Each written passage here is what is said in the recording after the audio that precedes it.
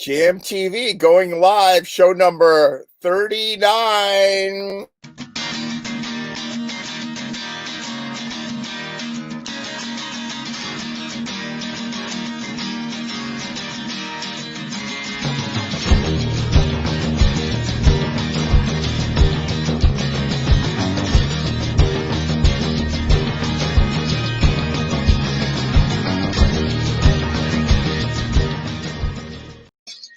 Oh my God, it is show 39. Can you believe it? Oh my God, I'm playing my radio.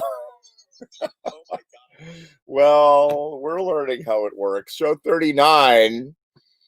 Bill Nolan and I were just chatting about that the last minute. I remember when we did show number 1 and 5 and 7, we were like, oh my God, like half an hour before the show. I was like, what button do I push and how? Now I'm like, oh God, it's 7:29. I better like put my shirt on and do the show. Yeah, show 39, So what were you saying about show 39, Bill Dolman?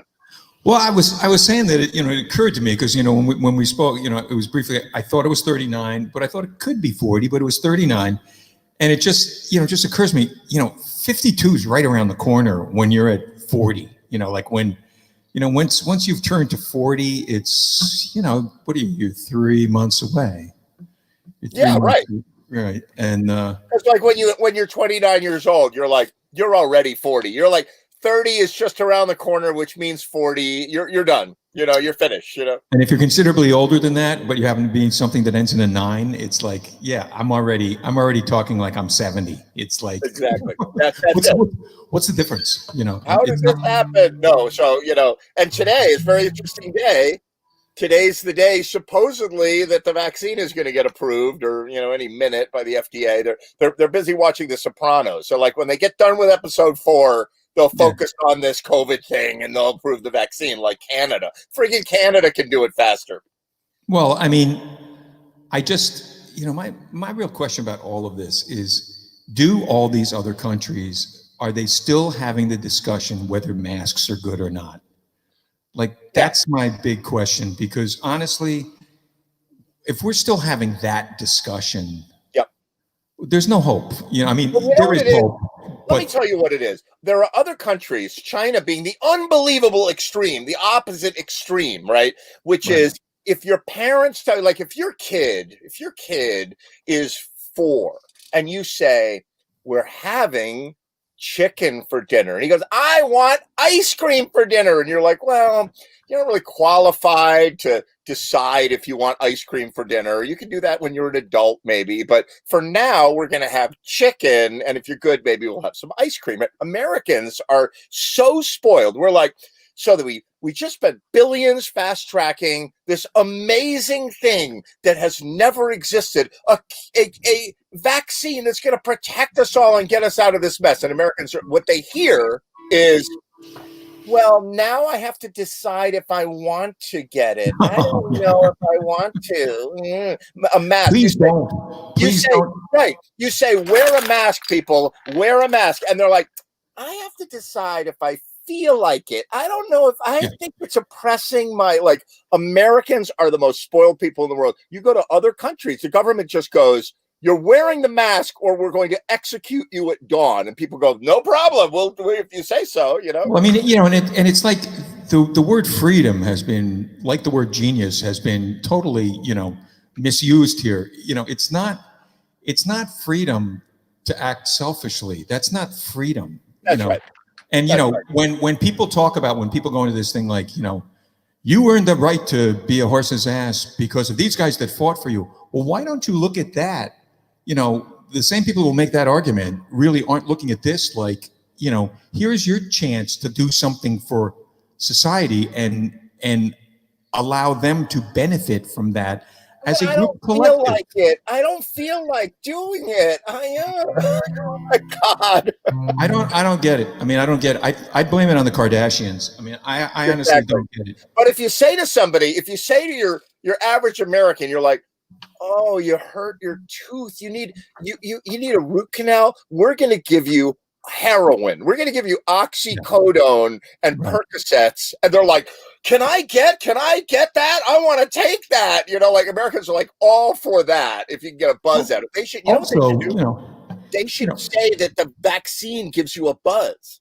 if a tornado happens to rip through your trailer park, or God forbid your trailer park, but if a tornado happens to rip through your trailer park, and you get a little, government aid to put the whole thing back together again, that's socialism, my friend. Yeah, right. Exactly. Oh my God. So is the treatment for your oxycodone, addiction. That's socialism. For my oxycodone, I Know, don't have a problem. Let's just be clear. I don't. Well, the only problem is you run out of it. I just have a little knee pain. I take it because of my knee pain. That's all. I had like this, I forget what they called it, but it was an impingement on a nerve and a thing. And they gave me all this stuff that was like sort of oxycodone, I'm from that life, okay, in a way, like not, I was never the barbiturate kind of guy, but I was some other kind of things kind of guy, and it's just like, all I had to do was take it like twice. And I sat there and went like, A, it doesn't work. And B, next step is just this stupidity of taking this every day. It's like, and right. I'd rather get to the root, and I'd rather gut it out. I'd rather be in pain. And I know there are degrees of pain and blah, blah, blah, blah, blah. But right. Back to your original thesis, how about the degree of pain most people are willing to put up with? It's like, yeah, well, I call that pain Facebook. So there it is. Yeah, you need a script just because you've got a freaking impacted tooth. Boy, we are just a bunch of cantankerous geezers, aren't we? We're like, the damn squirrels were on my lawn. This is it. Get off my porch. Get off my porch. Where's Foster? Foster has to be out there. Exactly. We will take this up when he shows up. Meanwhile, play some music. Okay. Right. I'll do a little song that's sort of, it's a Lowell George song. It's not a Little Feat song, but a Lowell George song that, sort of encapsulates some of the things that Ed does in order to prepare for these Thursday night things. Boy, am I sucking up. I go from like the curmudgeon to the suck up. Crazy.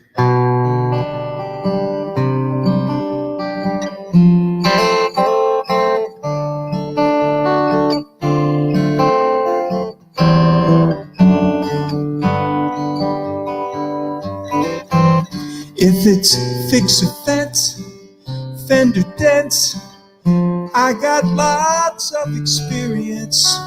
Rent gets spent, all the letters never written that don't get sent. It comes from confusion,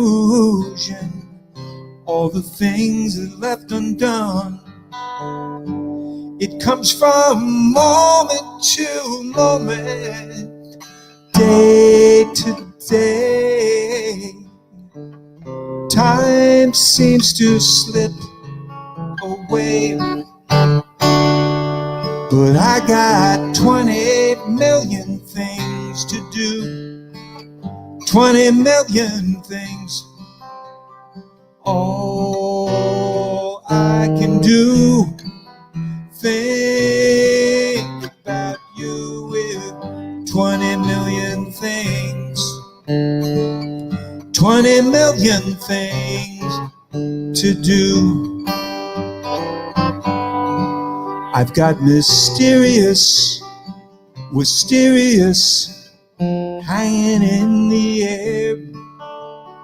That rocking chair I'm supposed to fix, well, it came undid, and all the things that I left slip, I found out quick. It comes from moment to moment, day to day. Time seems to slip away,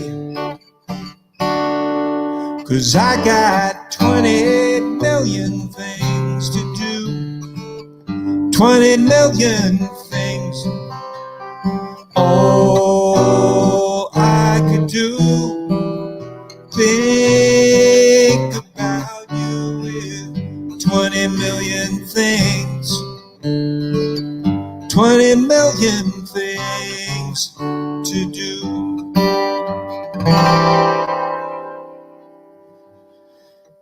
Not ending with a 6, but ending on the 4 is pretty cool. I love It it. is pretty cool, actually, ending on the 4. Yeah, it is cool.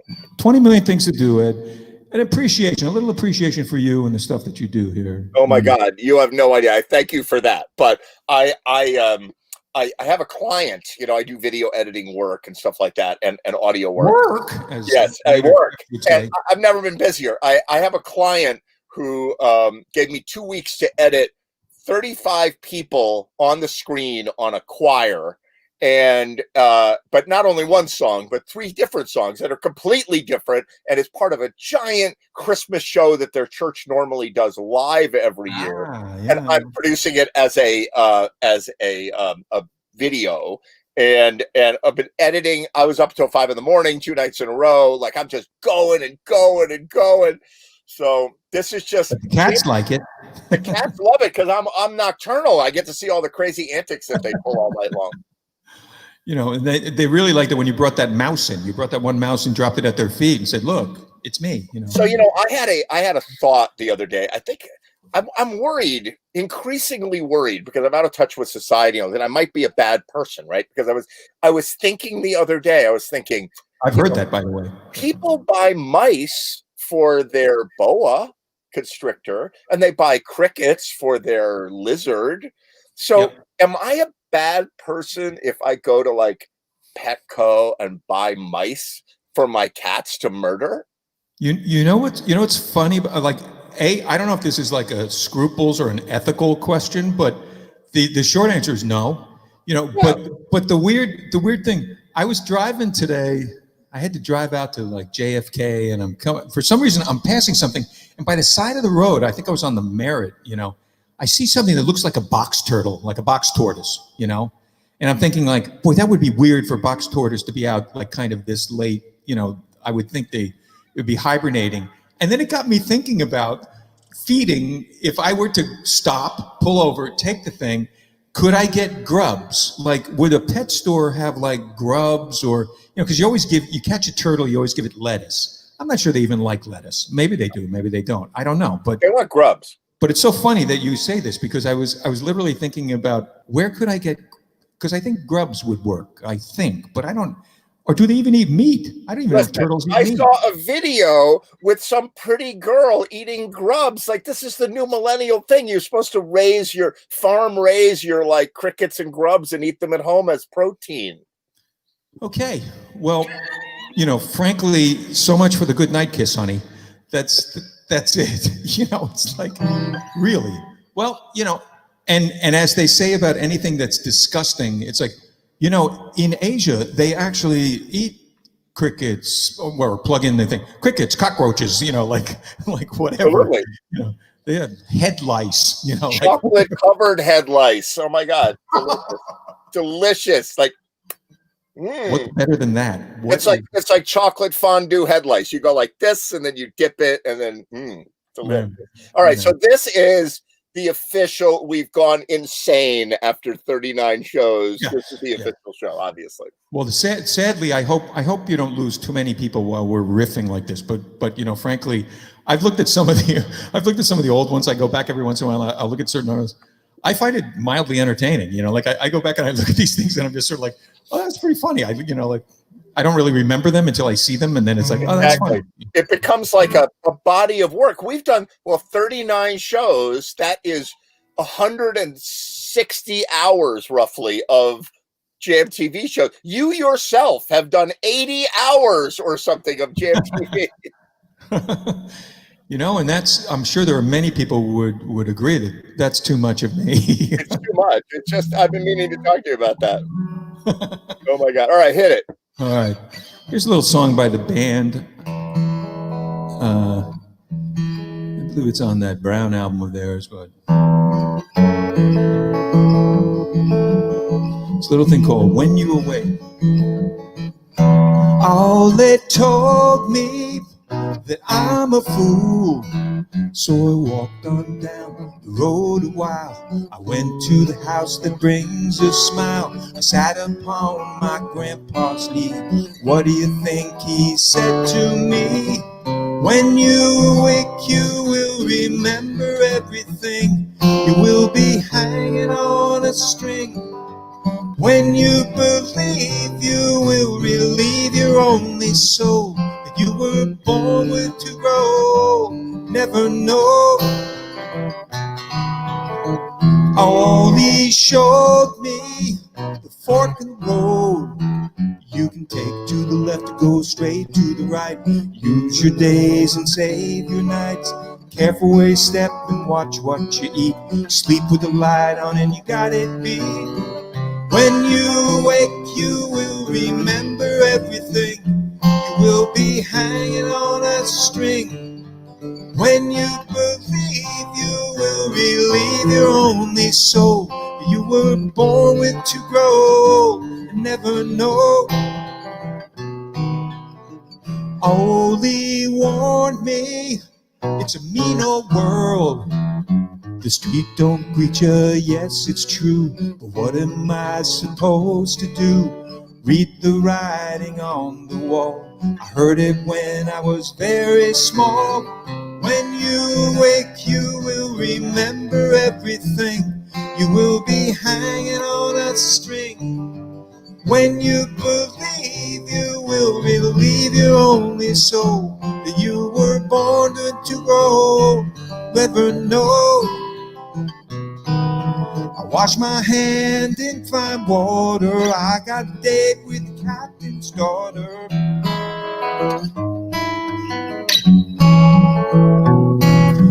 You can go and tell your brother we're sure gonna love one another. Oh, you may be right and you may be wrong. I ain't gonna worry all day long.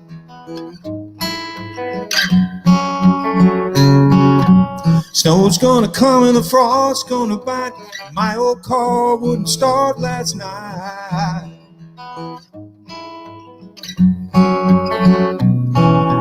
Ain't no reason to hang your head. I could wake up in the morning dead. If I thought it would do any good, I'd stand on the rock when Moses stood.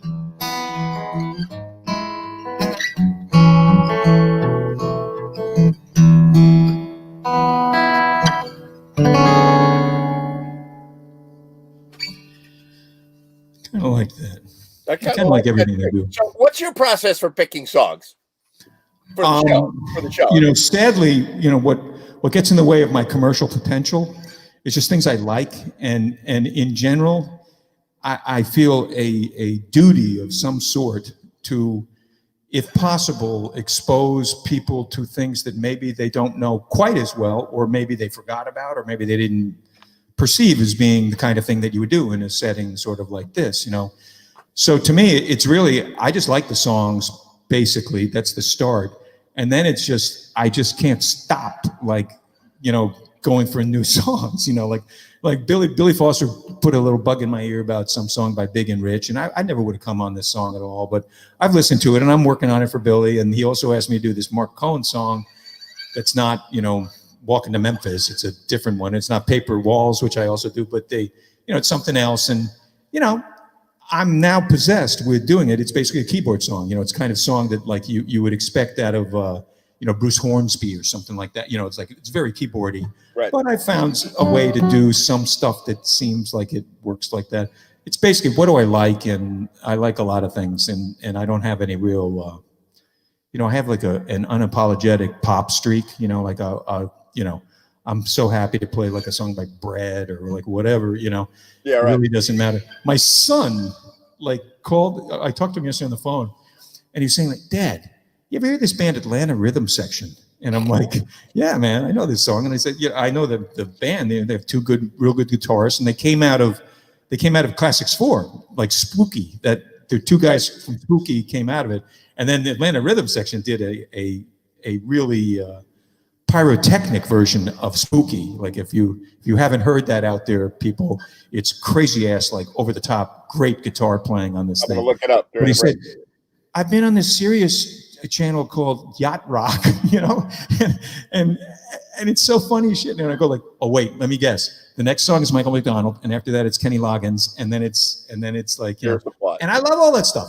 I love it. I'm unapologetic. I don't care. You know, I like that. I like Robert Johnson. I mean, I don't really care. You know, it's like. Well, along the lines of exposing yourself, we like to give you the opportunity to do that on Jam TV. So, Well, I'm actually doing that right now because I'm not wearing pants. So thank I'm you. wearing pants for the first time in like ever because now I'm on this walking kick. I was walking around the lake, so That's it good.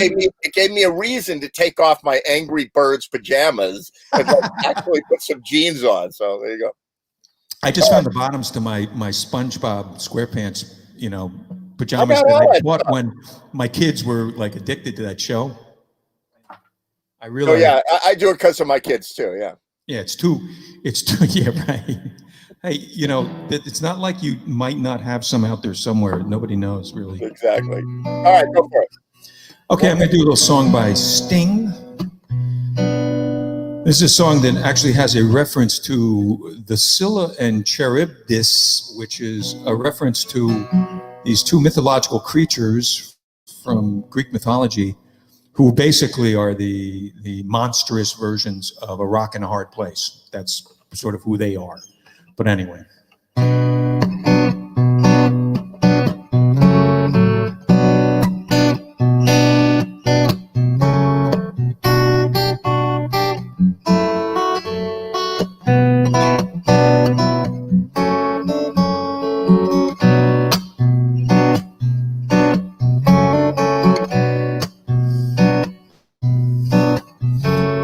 You consider me the young apprentice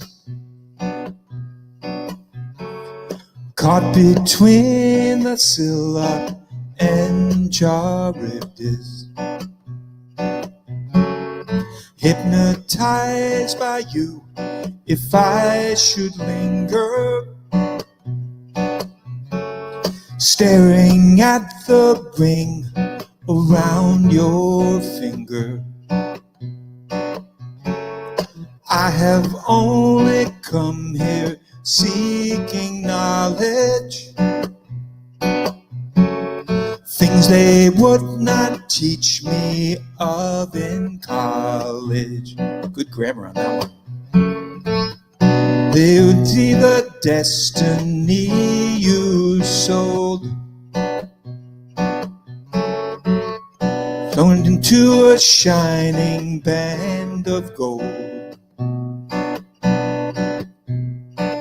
I'll be wrapped around your fingers. I'll be wrapped around your fingers.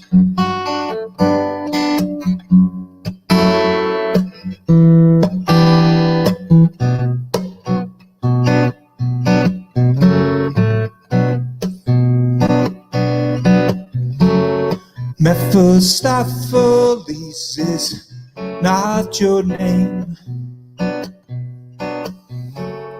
I know what you're up to just the same. I will listen hard to your tuition. You will see it come to its fruition. I'll be wrapped around your fingers. I'll be wrapped around your fingers.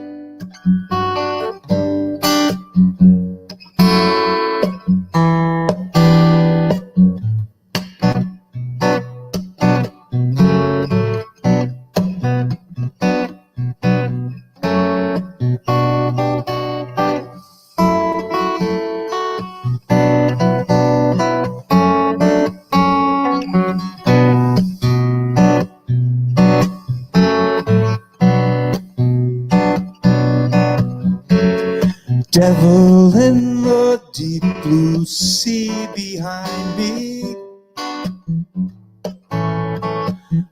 vanish in the air, you'll never find me. I will turn your face to alabaster, When you find your servant is your master, you'll be wrapped around my finger. You'll be wrapped around my finger. You'll be wrapped around my finger.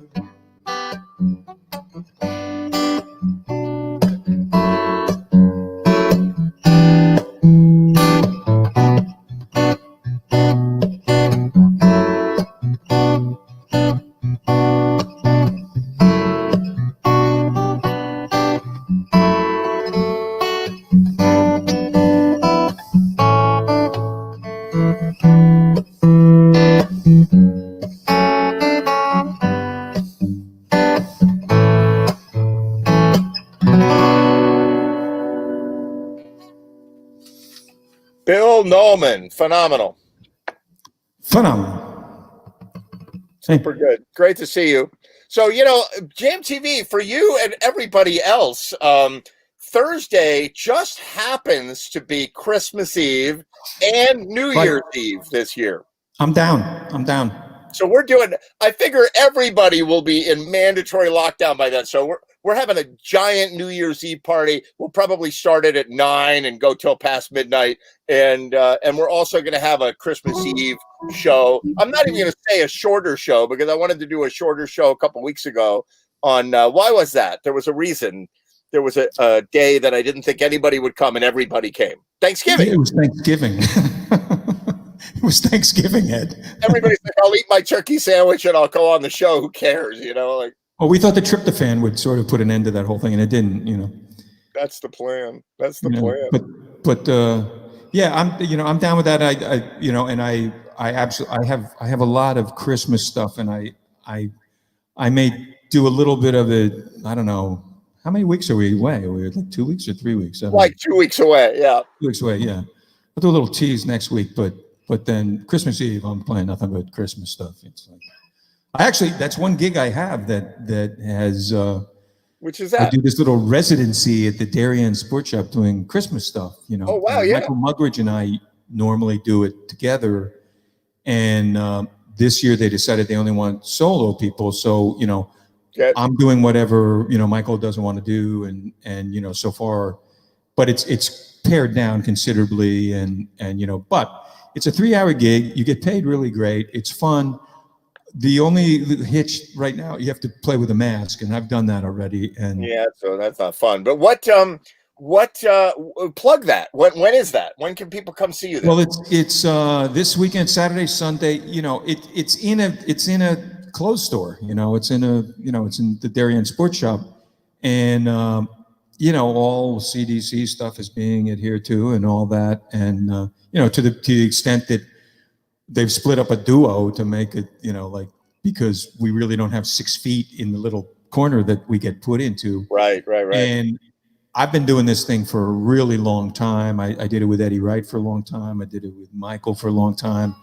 And I'm friends with the person who owns the place. And I really look forward to it. And I was frightened this year that it just wasn't going to happen. And part of that was financial, and part of that was just sort of, it's a fun thing. It's part of what I consider the holidays, all that. And I love, and the classic thing, and you'll love this, is that you are basically playing to placate the sort of entitled people who feel like their packages aren't getting wrapped quick enough. So right. I'm there as like, look over here. There's like, look, there's something else going on over here. And it's the elf on a shelf playing Christmas song. Yeah. And the audience like files out every half hour. So repetition is okay. I'm not big on taking breaks, but I'm also not big on repeating stuff. But in this particular thing, you can repeat yourself, and it's fun. It's really fun. So anyway, right. I'm actually going to put something out. I'll put something on Facebook that'll. There'll always be some brat kid who's like, "Mommy, that old man is like repeating the same songs over and over. I think he forgot he played it." I got news for you. The gig is the success of the gig depends on connecting with a kid and the kid's mom. Like you do that, and and you're gold, you know, and I they're like, always try to "Oh, connect wow, with they the kids' made, mom. Absolutely, that's what I'm going for. they That's the made Chandler laugh." We haven't been able to do that ever. You know? Oh my God! So look who I got. I got Joe Mayo, and I've got Dave Rapp. Wow. Okay. This I is, think Wow. it's good.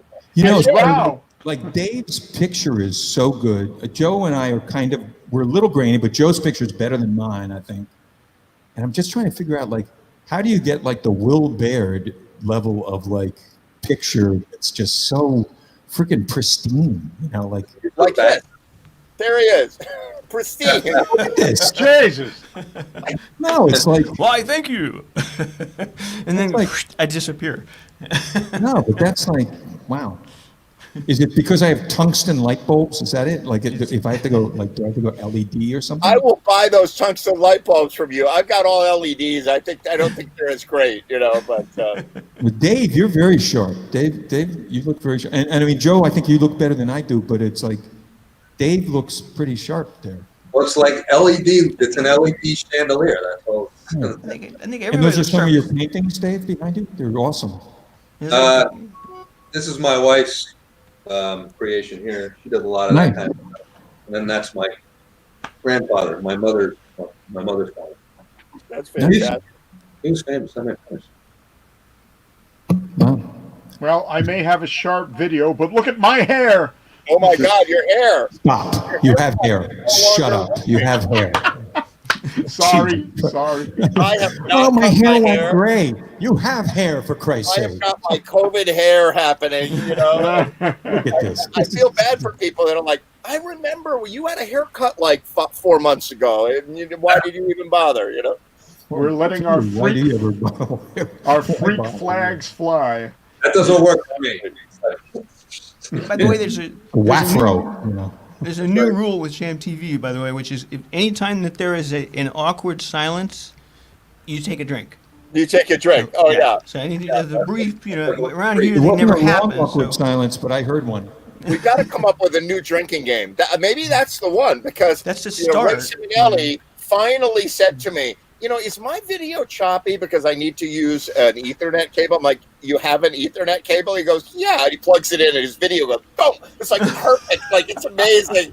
I'm like, okay, well, we have a drinking game. Every time you freeze, we drink. And he's like, I didn't even know that. My video was so bad. He's going to be sober now. Oh, my God. I even knows have a now. button that I push, you know, so. All right, sounds good. Well, Bill Norman, great to see you. Great to see you too, Love gentlemen. it. Bill, love that Yeah. last song. Sounded great. Still working on the production values here. I gotta, you know, someday I'll figure this out, but whatever. All right, we'll be I right don't back think I after don't this know. with Joe Mayo, and then Will Baird will be serenading us as well tonight. Stand by. Break.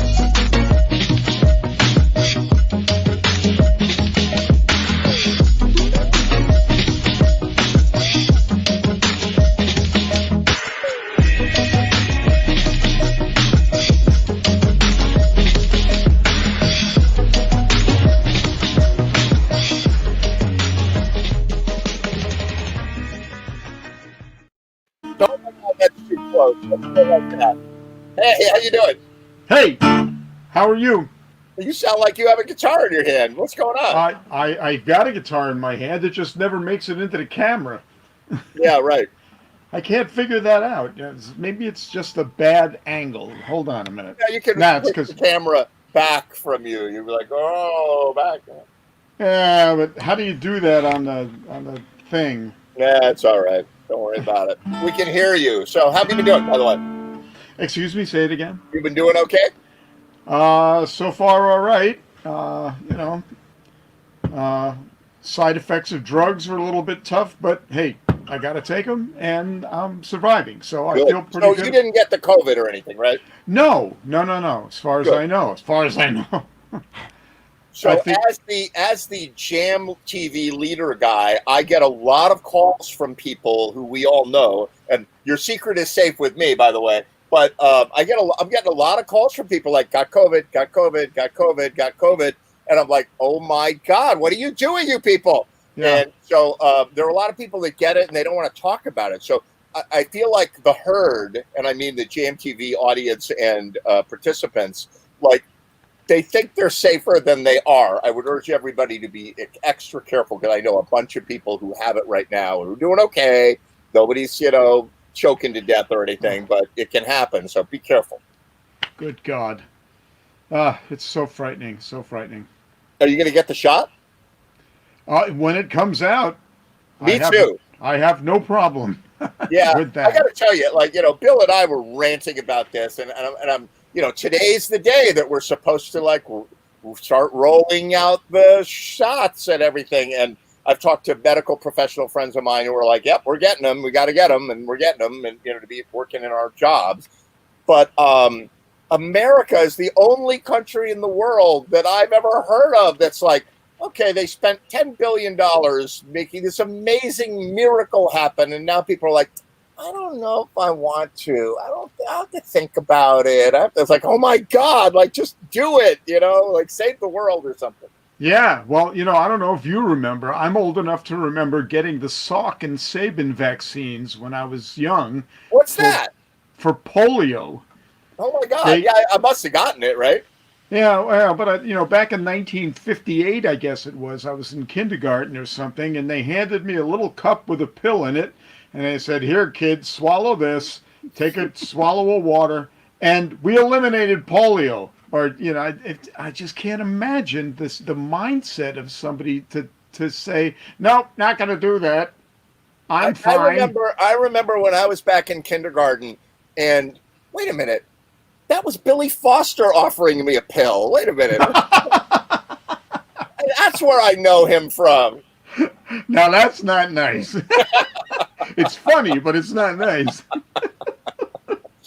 All right. Well, I hope everybody takes the shot. Get the shot, Oh, please, everybody, get the damn shot. Let's get this friggin' thing over with. Oh, my God. It's not like a local, It's like, just give it in your arm. You'll be fine. No. Yeah, all right, what do you got for us today? Okay, I got one song because you mentioned it before about Christmas, and I have the one anti-Christmas song.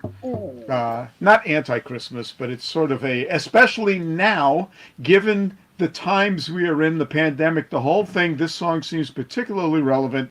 It's a Jethro Tull song called A Christmas Song. Fantastic. Take it away. I should have my flute, but I don't. Go for it. You'll have your chance. You will have your chance, and I've already said too much. Notice how far up I'm capoed on this. Jethro Tull plays this on a tiny soprano guitar. Ian Anderson. Is this a decent blend? Can you hear that? Yeah, you sound great. Okay, here we go.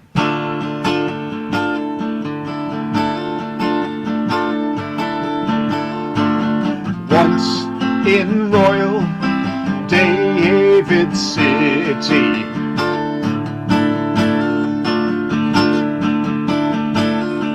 there stood a lonely cattle shed.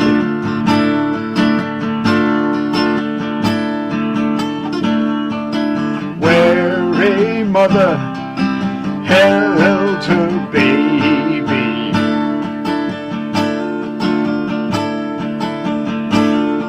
You do well to remember the things he later said. When you're stuffing yourself at the Christmas party,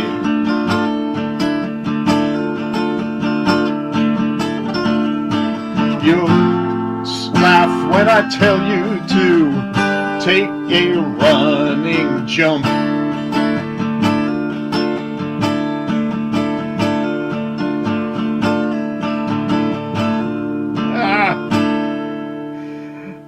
Wait a second. You're missing the point, I'm sure does not need making.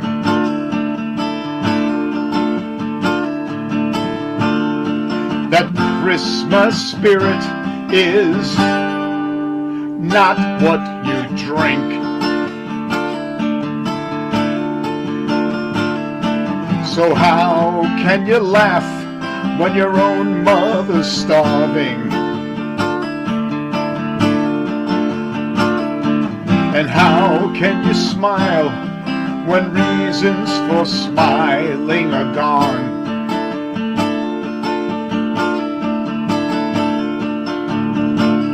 And if I've just messed up your thoughtless pleasure,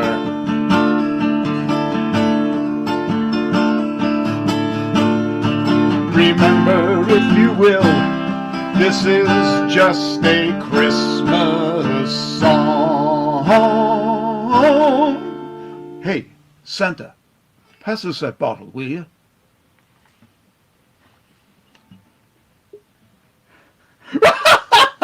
Don't do that. I'm doing the Cohen shot. I'm doing the Cohen shot. All right. Oh, God. Billy Foster just dropped off my COVID shot. Hey, Hey, Billy. I got the pills, man. I got the pills. I'll bet you do. Oh, my God. That was fun. Well, anyway. Speaking of bad haircuts, how you doing? How dare you? Could you? Drives the chicks wild. How could you? Oh, my God. I'm talking about Joe, clearly. Oh, No. Let me set that record straight right Joe, now. Joe, we're coordinated on color though, Joe. Yeah. Thank God for that. Oh, my God. Nobody ever gets to see me in my glasses, by the way. Like, so I'm finally putting my glasses on JMTV. I want to barge in before. What's this knee pain and OxyContin discussion you were having before? I don't even know. I guess you know what it is? It's like you want to get the country to take medication. You got to make it free. I was like joking. the COVID thing, people are like, I don't know. I think it's suppressing my rights and stuff. I mean, if it gave you a buzz, you're like, bring it on, My rant is, this my precious freedoms gang. Like, we're talking about wearing a mask. Well, the government can't tell me what to wear. You have to wear fucking pants when you walk around, all right? So the government tells you that. And, you think about the greatest generation they sacrificed. They had to turn their lights out, lose lips, sink ships. They had to, ration gas and sugar and milk. How do you think they would have responded to the simple request of wear a mask? Right. Oh, no. Oh, yeah. Right, no, I'm the bomb shelter? Oh, no. We're not going to go in that. Exactly. Like, the roof might collapse. Make How do me we leave know the my bomb home shelter and my... is well built? We're not going in that just because the government... I'm not leaving my Jam TV session to go do anything. It comes down to common sense and stupidity. You don't wear the mask, you infect others. You get the shot, you die. This is like, you're going to die. Take the fucking shot. How stupid can you be? There it is. Oh, the stupid runs deep, actually. Yes, Stupid. really does. I am in line. I'm going to get that. I'm going to get that shot, and my friend in Colorado, Ross, is going to get that shot, and we're going to get on our motorcycles and ride down the Baja Peninsula. I will have my bare ass aimed at CVS, waiting for the shot to come out to the parking lot. And now I've got to get that image out of my mind. There you go. I know. Can't unsee that. There you go. You know you want it. Holy God. All of a sudden, Randy goes, whoop. All right, Joe Mayo, that was fantastic. I love that. That was I love good. Yeah, that was really cool. And we've got another anti-Christmas segment coming up later. Our Jewish correspondent, Sherry, is going to come on and do some Hanukkah songs, I'm not saying they're Christ killers. I didn't say that. I'm just saying that we're going to do some Hanukkah songs. That's all I'm saying. Tell her I said hello, and I got to talk to her at some point. I will do so. All right, sounds good. I'll see you guys later. We're going to be right back with Will Baird. Stand by. Jam TV.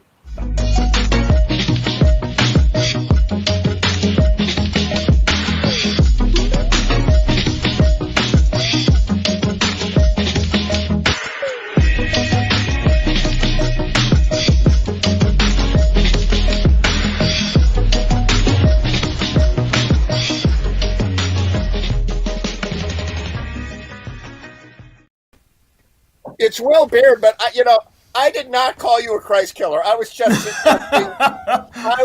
saying you should do a Hanukkah song. That's all I'm saying. It's just the darker side of me. It doesn't mean anything. It's just the darker side. What'd you say? That, Jerry? Is Will also a member of the tribe? No, I don't think so. I was directing my anti-Semitic comments strictly at you. Thank you. Thank you. I can get in on those too if you want. Oh my God! There you go. Right, So, Dave Rao, kind of, you can pull that off as a Jewish name. I'm Jewish. My father's Jewish. Are you? Okay, so there you go. there you go. Good stuff. Awesome. So I'm going to bring you on right after Will Baird, and well, he's going to do a couple songs for you right now, and we'll deal with you later, Sherry. All right? Okay. Okay. So Will Baird, what's going on? Oh my God. You know what? Something really cool. Check it out. I got these. What's happening? I bought these today. Yeah. Glasses Whoa, like yours. that's It's not very that I'm cool. following you. It's not like I'm stalking you or anything. No, I'm Awesome. not stalking you. I couldn't believe it when you brought those out. I was like, oh my God, Fantastic. where'd those come from? Same Well, so sales good girl to- was just told me. Good to see you. What are you going to do for us tonight? Thanks. I'm going to do something called Collide, which has nothing to do with a motor vehicle accident. This is when you collide with somebody else, another consenting adult. All right, sounds good. Take it away.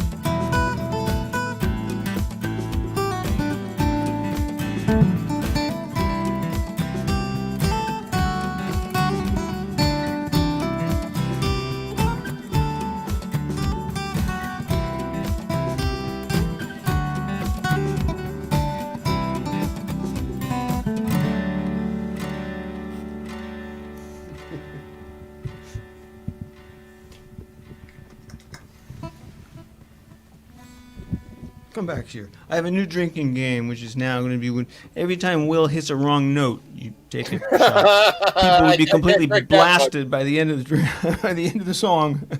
Everyone will just be. That's great. So, That was a nice piece. What's that song? thank you. You can listen to it again. You're going to, yeah, really. Sorry, I don't have control of all the electronics or anything else for that matter.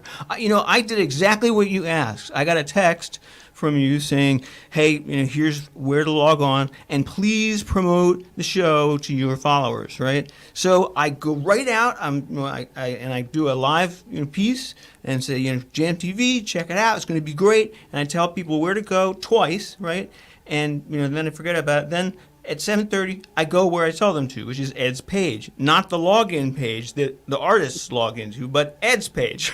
Right. So for And you're 20 like, how minutes, do I get into the show? so he's going, where the hell is Will Baird? He's like, oh, it's here. I mean, I email you two days in advance saying I'll be there tomorrow night, and you go, Right. it's Thursday night, it's not Right. Wednesday night. So Eager, it's like, eager, where's Will eager. Baird? So it's like, oh God. So then I'm in a panic trying to find the link, and I went, I can't find the link. How will I find it in my messages? Oh, it's in Facebook, and I'm in Facebook. You're out of practice on Jam TV. We got to get you more practice. It's I'll take it. What else do you have for us?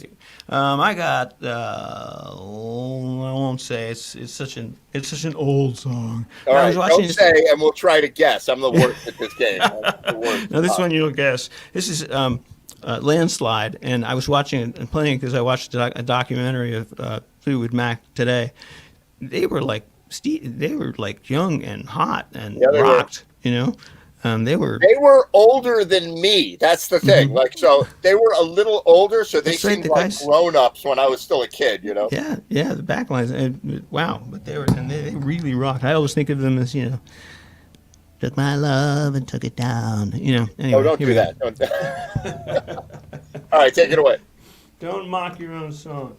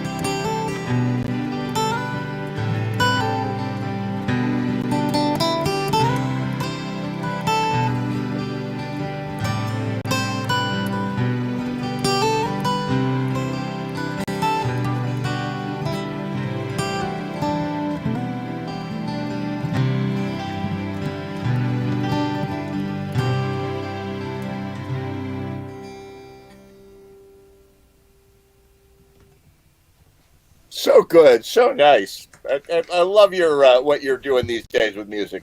Thanks, Really Ed. fun. Thanks very much. I appreciate it. Yeah, super good. You've been doing all right otherwise? Basically, I had a little mistake with this drug called Balsamra today. It's like a sleep drug, and I got it mixed up with something else. I took it last night, slept like a baby, and then got it mixed up with something else and took it about 5 hours ago. And Oh no. woke up 45 minutes ago. And That's went, why your "Oh, music no." is so much more chill tonight than even ever. Like, it's at like 20 beats per minute, like boom, boom, boom. What I can tell is if I don't hang around for a long time to chat, you understand why. It's nothing personal, believe me. No, I did that the other night too. First of all, I know everybody's sleep patterns are completely hosed these days, but I always go to bed late and like at 4 a.m. and then wake up at 11 or something like that, and then get my day started, whatever. And I don't know what I did, but I had a nap at like from 5 to 7, and it was pitch black already. And then I woke up and I had coffee, and I was up until 5. And so now I'm up like from 5. I got to bed at 6 a.m. this morning. I'm working on a big editing project, and I'm like on a completely different time zone right now. I don't know where. I'll have to think that through. Yeah, doctors don't understand, what it's like to be an artist when they say you need to have a clear sleep routine. And it's like, F you, I'm never going to. It's not going to happen. Yeah, I'm taking Benadryl at 5:30 in the morning to get to sleep, and I'm like at 2 in the afternoon. I'm like, wait, what? Good to see you, man. Precisely. Same here. Thank you for having me. All right, I'll see you soon. Will Baird. Oh my goodness. Oh my goodness. I didn't call her a Christ killer. I didn't say that. I just said Hanukkah. It's like people jump to conclusions. It's true. I think Billy Foster had something to do with that, or Randy Stone, maybe. I don't know. Of course I did. Well, I'm German, so There you go. Yeah. Truth. Well, I'm Jewish by injection. What's that, Billy? Oh, we got a drink. Billy Foster's freezing up. I love a drink. Say it again, Billy. Dave has a coffee. That's good enough. Billy's freezing up a little bit. So Sherry, take it away for your Hanukkah music. I want to hear that. Okay. Well, I'm not doing the Adam Sandler Hanukkah song, which is exactly what you expected. I did expect that, yeah. You did? Anyway. Exactly. We were just watching your videos before, the Santa's Mistake and Santa's Revenge, because I posted that picture of me from that shoot with the little things on my head. As an elf, taking an elfie. Yep. Taking an elfie, yeah, that was funny. So we just watched those like a little while ago. We spent the first night of Hanukkah watching your Santa videos.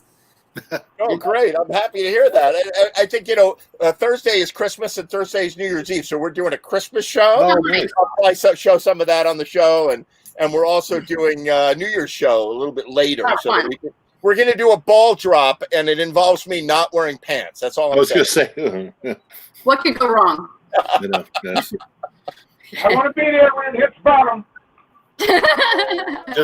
Just note, I didn't say anything. Just I've redeemed Anyway, I myself. was just going to say something, but it was not nice, and I'm not going to. Okay.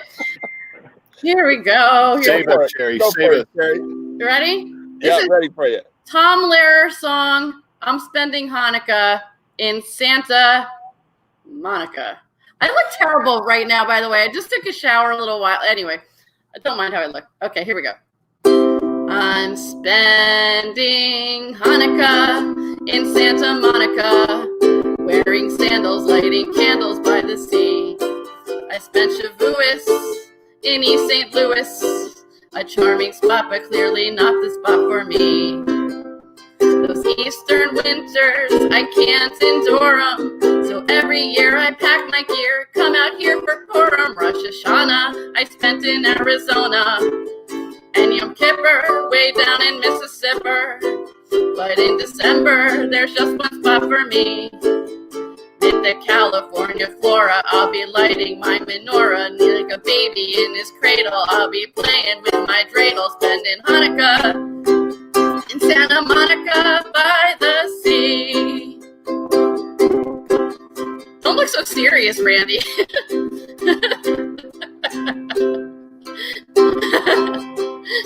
I can see how he feels about Hanukkah. I'm spending Hanukkah in Santa Monica, wearing sandals, lighting candles by the sea. I spent Shavuos in East St. Louis, a charming spot, but clearly not the spot for me. Those Eastern winters, I can't endure them, so every year I pack my gear and come out here for Purim. Rosh Hashanah I spent in Arizona, and Yom Kippur way down in Mississippi. But in December, there's just one spot for me. Mid the California flora, I'll be lighting my menorah like a baby in his cradle. I'll be playing with my dreidel. Here's to Judas Maccabeus, if he could only see us spending Hanukkah in Santa Monica by the sea. Oh my God, is that Robert and Hammerstein? Because Tom Lehrer. Tom Lehrer? The Tom Lehrer, yeah. Yeah, it's nice. Was he Jewish? First of all, he's still alive. I looked him up recently, but he's kind of like in hiding. I'm not sure why. I don't know if he's ill or anything like that, but he's in his 90s. He's still alive. Well, Chuck Yeager died, a couple of days ago, and I was like, Chuck Yeager, one of my great heroes. I'm like, I thought he was dead in 1967. Yeah. I don't know. Where's he been hiding, Chuck There Yeager? was a great editorial cartoon of St. Peter at the gate, and all you see is his hair going this way, and this swoosh is like Chuck Yeager. So I collect coffee table books of vintage World War II aircraft. Really? And so Chuck Yeager talks about all these planes and all these. He test flew every single one of those damn airplanes. Yep. And he's a hell of a guy. And he named all his planes the same name, right? Glamorous Glennis. Yeah, that's his wife. Which is his wife, right? Yeah, Dave, if you haven't heard, they're on NPR, the show Fresh Air. They just re-aired an interview that Terry Gross did with him, 10 or 15 years ago. It's really good. Seek it out on the net. It's a cool interview. Cool. Thanks. These guys, and when he broke the speed of sound, he had two broken ribs. Yes. These guys are like, screw it, what, danger, what, who cares? Yeah, and he even said when he broke it, they weren't really sure what was going to happen when you broke the speed of sound. Like, they kind of were sure it was going to be okay, but they weren't really sure it was going to be all that fucking okay. And when he apparently the X-15 that he was in when he did that, there was no electric power. It was powered by compressed gas. That's how you move the ailerons and all that stuff. And it was like a cold nitrogen, and it was against his back. He said it was the coldest situation he's ever been. He just wanted to get down to the ground and have the sun hit him because he was freezing to death. These guys were absolutely. You ever see the video of him doing that? Yeah. It's like what was that show that was like a Cannonball Run, but it was a cartoon, and there was the guy with the weird mustache, and he had a dog that used to wheeze with Dick Dastardly and Dastardly, right? Snidely Whiplash. That's right. And the dog used to go. And Muttley, that's right. Muttley. Right. Pit stop. It looked like he was in that cartoon. He was flying that airplane like this, Well, he took a hell of a beating in a centrifuge too. I saw a piece of footage that when he went in the centrifuge, he broke a couple of things there too. He took a beating the first time through. These guys, bunch of cowboys out there. We're such wussies. We're such wussies. We're like, I don't know if I want to get the COVID shot. Yeah, I know. my arm might be sore. Right, it might be sore for a day. Like, oh God. Chuck Yeager jumps into some marginal aircraft that they have no idea how it's going to behave until he takes them up. They're like, just push that button and the rocket will do the work. He's like, I got it. I'm on it. Unbelievable. All right, do one more, Sherry. Come on. All right, Ed. How did the how does our sound how's our audio? Because I'm using a blue microphone. You sound blue. You sound very blue. I thought it sounds great. Yeah. Last song, I wanted to go get circumcised. It was good. It's a I don't know. Anyway, it's a USB mic. That's a good mic, and I just want to make sure it sounded okay. Anyway, I don't know what any of that means, but you sound fine. Look at this. I have my Jewish songbook for children here. I figured you do not. The Jewish songbook for children? Yes. Is it for only Jewish children, or can No, all of you are fine. What do you call us? Like, we're not Gentiles. What the hell are we? Shixes? What are we? You We're not are a doing. bunch of shixes. I don't know. You're a man. I was her boyfriend when we were dating. Yeah. See, in all this time, I thought we were just assholes. No, I'm telling you, the Jews got it made. They do presents for, what is it, 7 days? 9 days? Yeah. 8 days. They do presents for 8 freaking days. I mean, come on. I'm converting. That's it. All right. That's what I told Dave when we first started dating. He had to buy me 8 presents. That's the move. Anyway. Yeah. So I'm gonna go a little traditional on you, a little Hebrew. It's Ma'otsor, which is Rock of Ages. Is Rock of Ages also a Christian prayer? Yeah? Is that are you like appeasing me? You're appeasing me. No, Okay. I think it's Christian. I think you guys stole it from us. No, the other way around. We were around first. Okay, anyway. That's true. The Old Testament. It's true. I read it. It's good. It's good. It's good. And then it's coming out in paperback. It's a little. And then you guys wrote the sequel. Exactly. We wrote the sequel, which is not as good, believe me. It's like, except the Revelation thing about they were doing LSD when they did Revelations. They were like, and we were flying through the sky and we were in space and like that. Read Revelations. Like, go get. That's what we're doing for Christmas Eve. We're reading the book of Revelations on like acid, Lewis Black has this whole bit about the New Testament, and he's like, yeah, you guys are gonna love it. It's just like the old one, but we have new characters and different plots. Anyway. All right, sing it. So, okay, I was gonna say, I'm not sure about my Hebrew pronunciation, but it's not like you guys are gonna know the difference. So, you pronounced that word wrong, Sherry. Okay, there we go. And this is a very traditional melody. I thought the text is from the 13th century. So, anyway.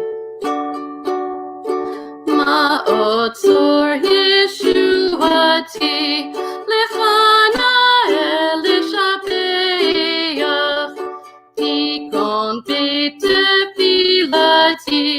Bisham Toda Nitzabeach Be'etachim Be'ach Mitzar Hamna Be'ach Azigmor Besir Mizmor Chanukah Mitzbeach Azigmor Beshir Mizmor Chanukah Mitzbeach.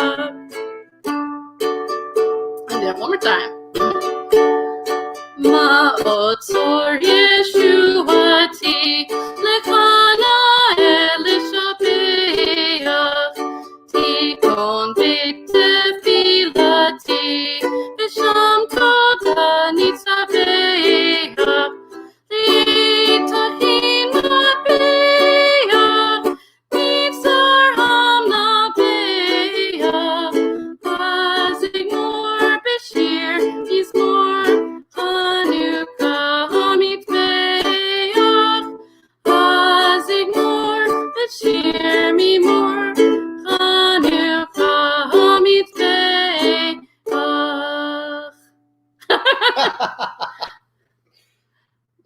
Wait, Sheer, is that real?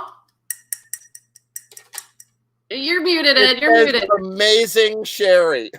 Oh yeah, I should have recognized my own name. I don't recognize it without vowels. So that does a verse. Yeah. It said amazing, Sherry. That was really pretty. Yeah, it really was. Song. It's it's an old traditional melody. I have no idea what you were saying, but Well, it was really it's pretty. so the Rock of Ages prayer. It's the same exact words, but I thought it was a Christian thing too. Yeah. Yeah, I think it could be. I think it might be. We stole it from you, clearly. So. Yeah, I'm not Mr. Religious, so I could not tell you. Really is. Exactly. But Randy's going to start doing yoga, so he's going to be he's going to get some Lululemon pants and like.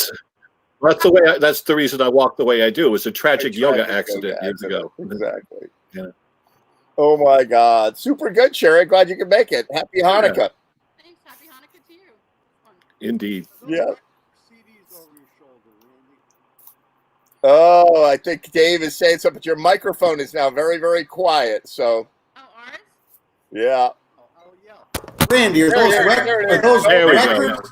Are those records or CDs behind you? Those are shoulder. CDs. Okay. Oh, I thought they were books. That's only section 1 of the CDs. I had a great record collection that got destroyed in a flood. Oh, But, like all the paper sleeves like adhered to the vinyl, and look at Billy. I spent a month trying to separate them, and I was like, oh God damn it, just give it to the fucking dump. You know, it was tragic. So, but yes, these are all. There's more. There's more at the door. Billy, was that a CD collection? It was just hard to see what's on the shelf. Movies. Oh, movies? That's part of my 3,000 movie collection. My CD collection's top. I'd have to stand up to show you the CD collection. Wow. Got any PGs in there? Oh, yeah. Okay. He's Just got grandkids. Just checking. Oh my God. All right. Happy Hanukkah. Good to see you guys. We'll be right back with Ray Simonelli.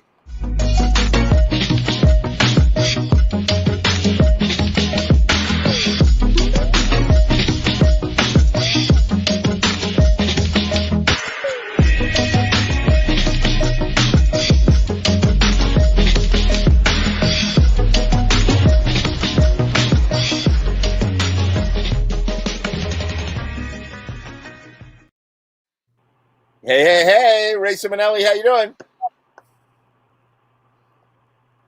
Hi, Ray. Oh no, you're muted, Ray Simonelli. We're gonna unmute you. How do we do that? Like this. Hey, Ray. How about now? Yeah, we got you. Can you hear me? Yep. Yay! How you doing tonight? We're doing good. How are you doing? Ray, man. Doing Ray. all right. How are you doing, man? Razor. Hang in. Just rehearsing tunes for what's probably my last gig of the year. Oh my God, how many times are you going to say the last gig of the year? You've been doing the last gig of the Welcome year to the since club. like the COVID broke out. Where are you playing? Ed, can't hear you. Is he Oh from? no, I can hear him. You can hear me, but Yeah. Ray, are you there? Here, Dave. Oh no, Ray Simonelli appears to have frozen solid. We need to start drinking heavily. Oh my God, if you can hear us, Ray, I can see you just moved one frame. Oh my God, Ray. no. Ray, Justin, get your Ethernet connection. Check your I can connection. hear you. Do your Ethernet, buddy. don't I think have you a can see direct that. Hear internet. Randy? No, I can have hear an Dave internet. and I can hear Hear you. him? Oh, no, it's good now. All right, you're back. yeah, I'm going direct with Ethernet.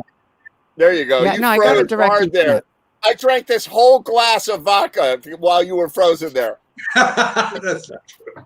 I did hope not actually do that, and it's water. But anyway, so Ray, are you there? Are you with us? Oh no, Ray Simonelli. Yeah, is but you not- guys are like all of your screens are freezing too. Oh, something up with your internet connection. Why don't you try to let's try to get you started on a song. Can you hear me, and, Ray? and if you can't do it, I then can we hear will, you. Yeah. I All need right, a- Ray, I take hear it away. you, and I can hear Dave when he speaks. I can't hear anyone else. And Sherry's frozen. Yeah, I need a judge's ruling on the drinking game. Okay. Judge's ruling, please. Oh, I can hear you, but not me. Exactly. No, I think unfortunately Ray is. Ed, you gotta come in. You gotta come in. What's that? He's Ed, there. I can hear you, Ed. We'll be right back.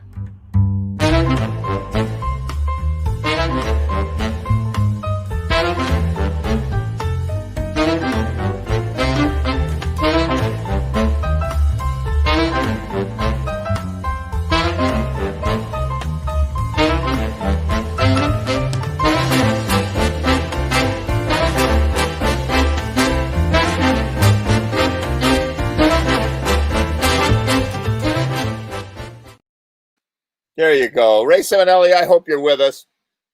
Can you hear me? I can hear you, but your internet is really fuzzy. I don't know what's up with you. Yeah, but I've got a direct Ethernet cable. All right, well, you're still fuzzy, but let's try it. Let's get you started on a song and see how we do. All right, let's give it a try. Here we go. Right. All right.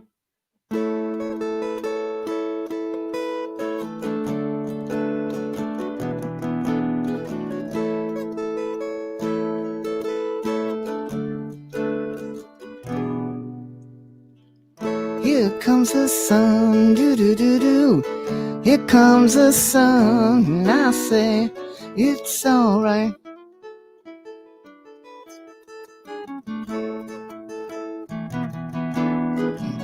Little darling, it's been a long, cold, lonely winter. Little darling, it's been so long since it's been here. Here comes the sun, do do do do. Here comes the sun, and I say it's alright.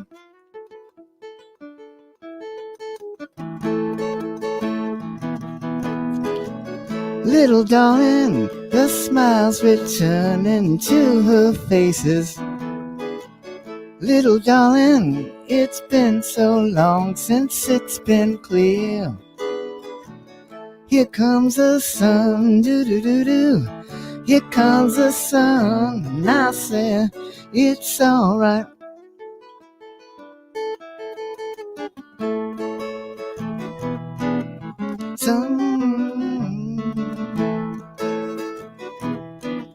Sun, sun, sun, here we come. Sunshine, sun, here we come. Sunshine, sun, here we come. Sunshine, sun, here we come.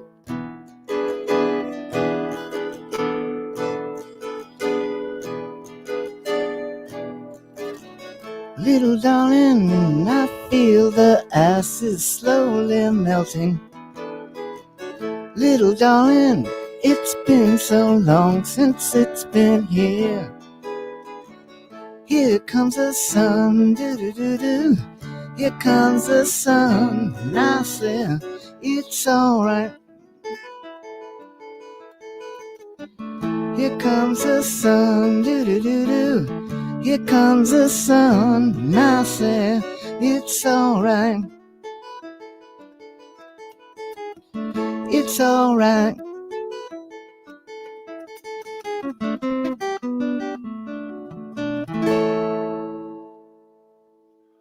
Very nice. That was excellent. Were you able to hear it? Oh yeah, you sound great. Yeah, there was just some glitchiness, but it probably has to do with the internet. You know, the internet is generally broken lately, and so Yeah. Now on my end, just so you know, when you had all of those people on the screen, all of the screens froze. yeah, there was something going on. So I reset. Everybody else is freezing too, and then you get the everything goes black, and you get the swirly thing, and then it comes back. You know, I think Billy Foster spilled his drink into his keyboard, and it shut the internet down. That's what happened. You know, I'm so sticking to that. While I'm tuning, let me tell you about the last gig. All right, tell me about that. Well, that last upcoming gig, I should say. There's a pop-up market event. It's to benefit Operation Hope, the food pantry up in Fairfield. Weather permitting, it's going to be from 10 o'clock to 6 o'clock on Saturday. So it's an all-day event. And where is it? It's on Henry Carter Drive. It's across the street from the railroad tracks. What town? Fairfield. Fairfield. The Metro North train station, not far from the FTC. All I know is it's right next door to an automobile place. Okay. All right. But the address is 180 Henry Carter Drive. All right. And yeah, there's acts starting at 11 all day long. Great. You're like the Who. I know. You know, you are like the Who. You're like, this is our last tour ever. It's 1982, and we are never touring again. So you have to plunk down your $8 and come and see the Who. And then, like 20 years later, they're pulling the same story. You've been doing your last gig of the season for like months now. I know, but these things keep coming up. But I know I'm playing in two sets. I know Cooked Up Acoustic, that's with Christine Cook and Dave Rao. That's on at 2 o'clock. And then Dale Allen and Dave Rao and me, we're doing the 3 o'clock set. But God, they've got Satchwit Beach, I think they're called. It's Chris Kinsley and Bradley Clark from the Horseshoe. There's another band called North Country. I know Alana Zabari's playing. Ward Whipple is playing. I know that. And we got the house dressing duo, tour Okay. newcomer, Michelle Nishan, and then Blake and Nikki newcomer, which is tours to grown adult children, and they play and sing. And so it should be a fun event. It should be a lot. It's it's a benefit, That sounds great. After that, things are going to start going dark quick, Exactly. So so good stuff. So play us a song that you're I not got going one to more do Beatles on song Saturday. for you.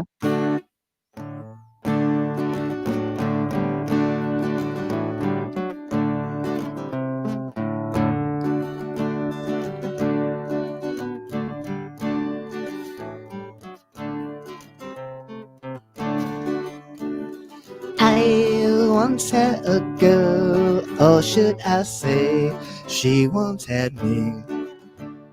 She showed me her room, isn't it cool, Norwegian wood. She asked me to stay and she told me to sit anywhere. So I looked around and I noticed there wasn't a chair.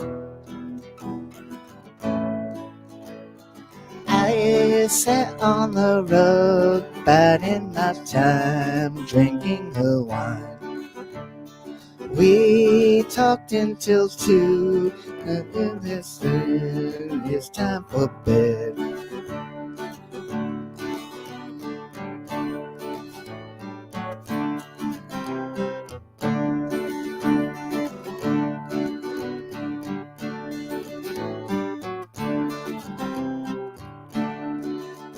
She told me she woke in the morning and started to laugh.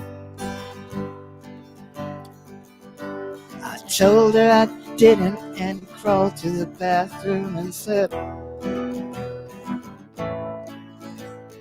when I awoke, I was alone, whispered have known. So I lit a fire, isn't it good, Norwegian wood.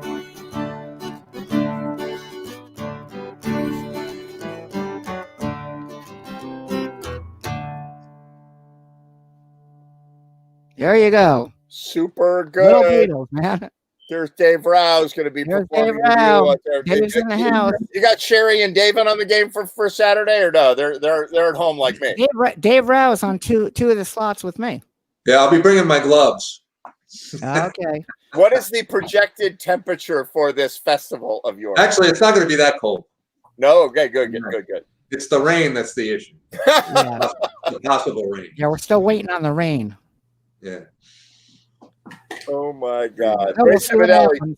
What's with the glasses thing? we all want to wear glasses. Ray Ciminelli, don't you have some glasses you could put on? I've got one contact lens. Does that count? Exactly. Right. Look how cool me and Dave look. We're looking like the biggest dorks. Dork squad. Exactly. Oh my God. Nobody sees me in my glasses. Every once in a while I wear them, Let me get the it's the glare. Yeah. Phenomenal. See your eyes in the glare. So Ray. Yes, ma'am. So I was playing Norwegian Woods for when I worked at Waveney for the residents there. Yep. And I'm just sitting there singing, and then he says, so I lit a fire, isn't it good, Norwegian wood? And I was like, that son of a gun burnt her apartment down. Yeah, it was revenge because she wouldn't sleep with him. So yeah, you're right. For revenge, he was cheating on his wife anyway, but that's besides the point. Yeah, it's hysterical. I mean, most people don't know that, but I mean, if you look at all of the lyrics, it's very literal. It all follows. But but it's such a cute little dun dun dun dun dun. Like it doesn't sound like somebody who's burning her apartment down, or because the Norwegian wood. It's kind of like what we call IKEA furniture now. That's funny. It really is. It's like it was this thing. It was like Norwegian wood, and it was like cheap furniture. And then so he's, she says, she showed. Well, yeah, but in an interview, Paul McCartney explained it. It was actually more like pine. Right. But as Paul said, he said, the title of the song, like cheap pine wood, wouldn't work, so they came up with Norwegian wood. But yeah, it was really like this cheap pine, like IKEA. Like, Exactly. yeah, it said Like that. IKEA furniture. But that was like the rage back in England. Everybody was using that stuff, you know? And I thought, so that was Paul McCartney. I thought that was John Lennon. Well, John Lennon had the idea for the song because he always used to cheat on his wife. So he wanted to do a song about an affair. So he brought it to Paul, and then they got together and they finished it, you know?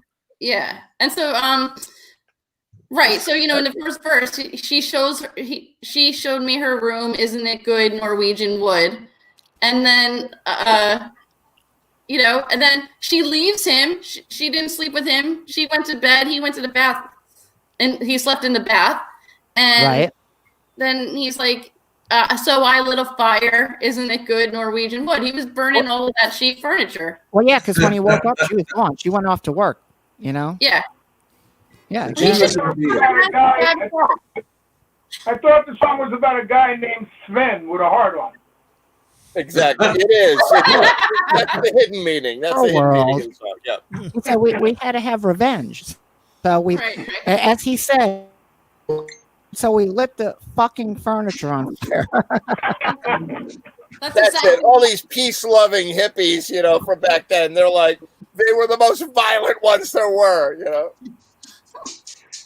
Crazy. All right, we'll be right back with Chris Owen. Cool. Thanks, Ed.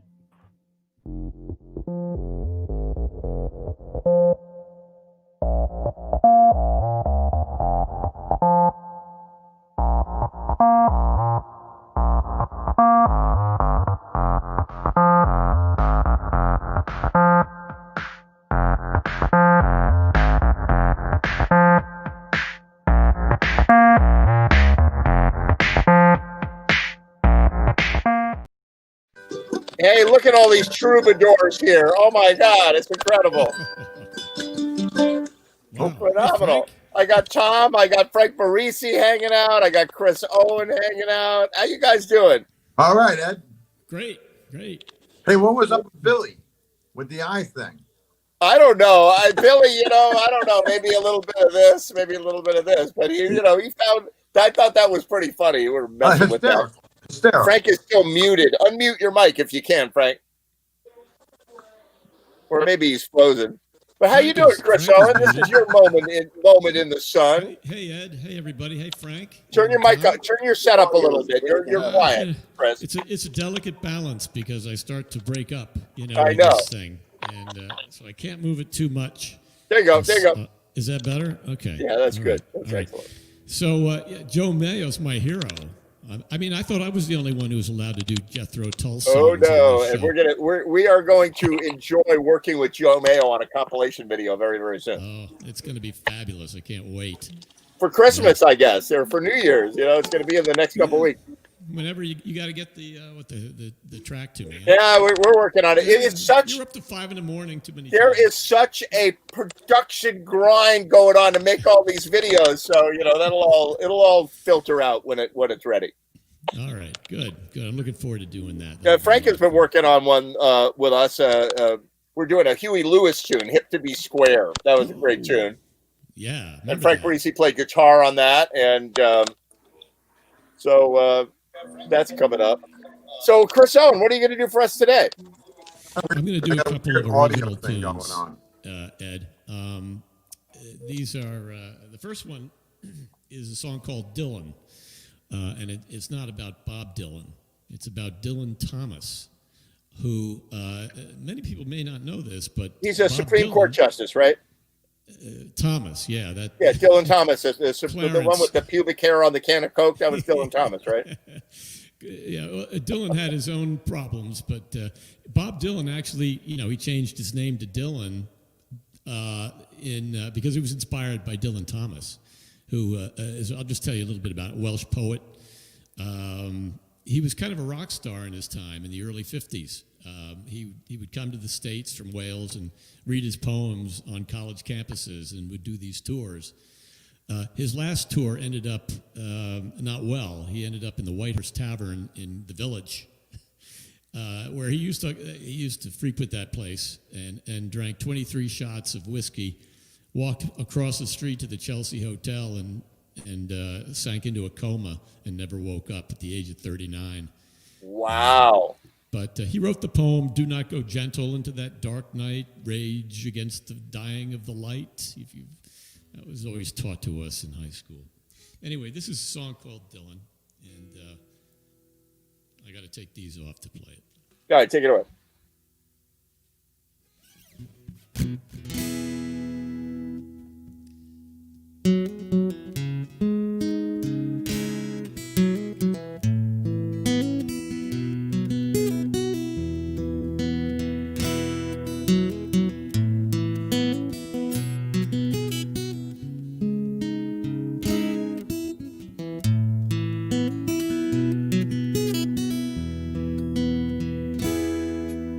Sea dog days and sea dog nights, sodden as the sands, a pencil-legged heron on slick out tight, taking measure of his prey. This Welsh seaside day.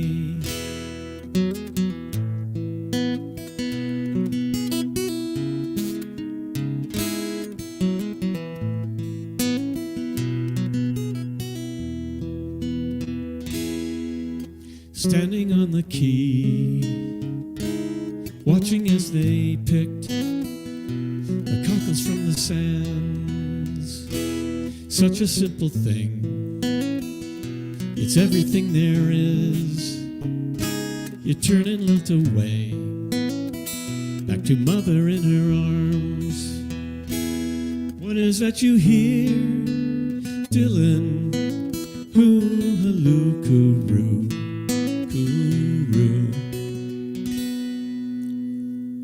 Lick your promise clean and live a life unseen with strangers in the night. Sing a throaty song, turning, feeling wrong. They carried you away, a curlew in the wind.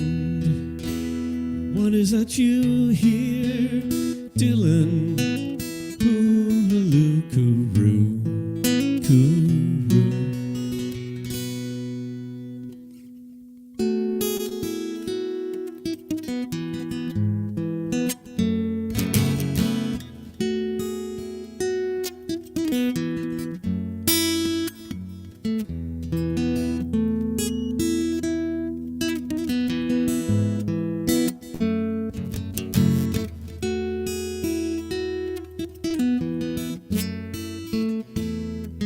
What is that you hear, Dylan? Hoo-halloo-coo-roo, coo-roo. Over Sir John's Hill, sleep hand in hand, he chained you to the sea in the mercy of his means. All hail to the chief. So draw your wagons round, take the thief man out. And what is that you hear, Dylan? Hoo-halloo-coo-roo, coo-roo.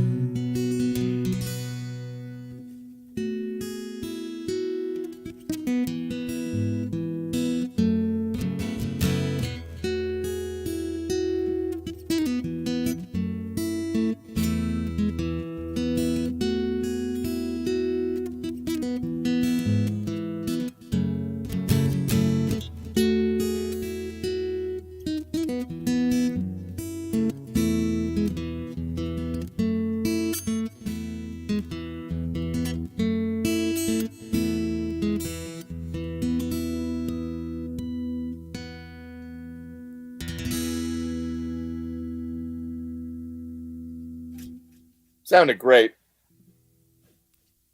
Beautiful selection. That's just a beautiful selection of a song. A really pretty song. Thank you. Yeah, I worked hard putting that together, and yeah, it's actually I did an album back in the early 2000s. It's actually up on Spotify. That song is on the album. It's called North Shore Ghosts, and it's available. So give it a listen. Go check it out, Chris Owen on Spotify. I've done maybe 3 or 4 or 5 songs from that album on there. And this next one I'm going to do is also on it. All right, It's called great. Where Has All the Love Gone? And I'm still looking. No, actually, I found it. Good. I'm glad you have. That's good. Take it away. Right. Where Has All the Love Gone? That's This terrific. is in 3/4 time. Right. It's an open C, Ed. This is all open C stuff. Yeah.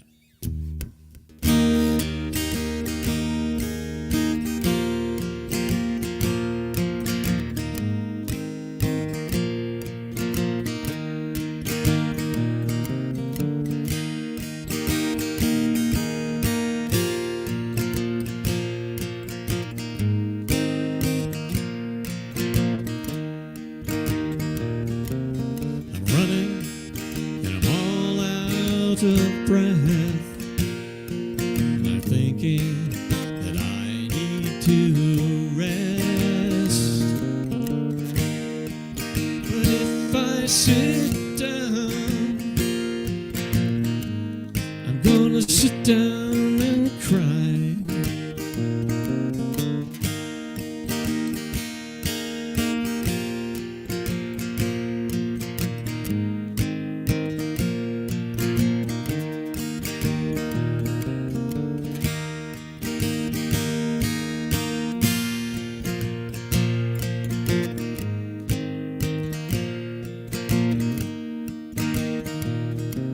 In time, they say that it flies, but I've never seen a bird fly like this. And the river's so wide, I'm drowning as I try to cross. Where is all the love gone? Rolling down the railroad track, and I've been running so long. I'm so far, I can't get back. Oh no.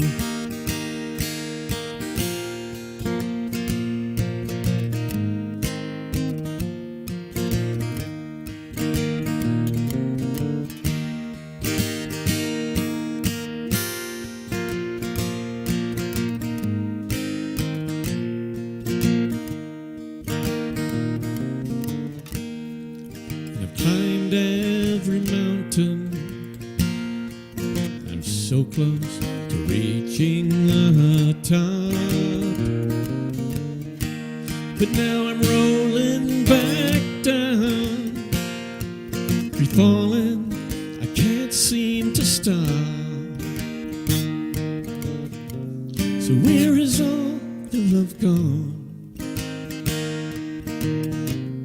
Rolling down the railroad track, and I've been running so long. I'm so far, I can't get back. Oh no.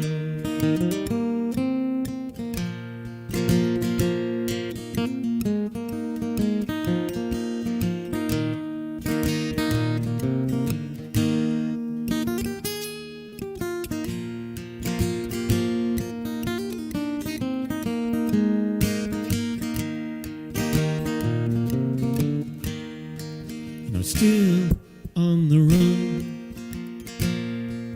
My dreams, they're closing in fast. And I don't know where I'm going. I barely know where I've been. So where has all the love gone? Rolling down the railroad track, and I've been running so long,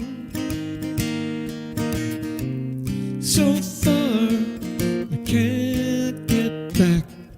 Oh no.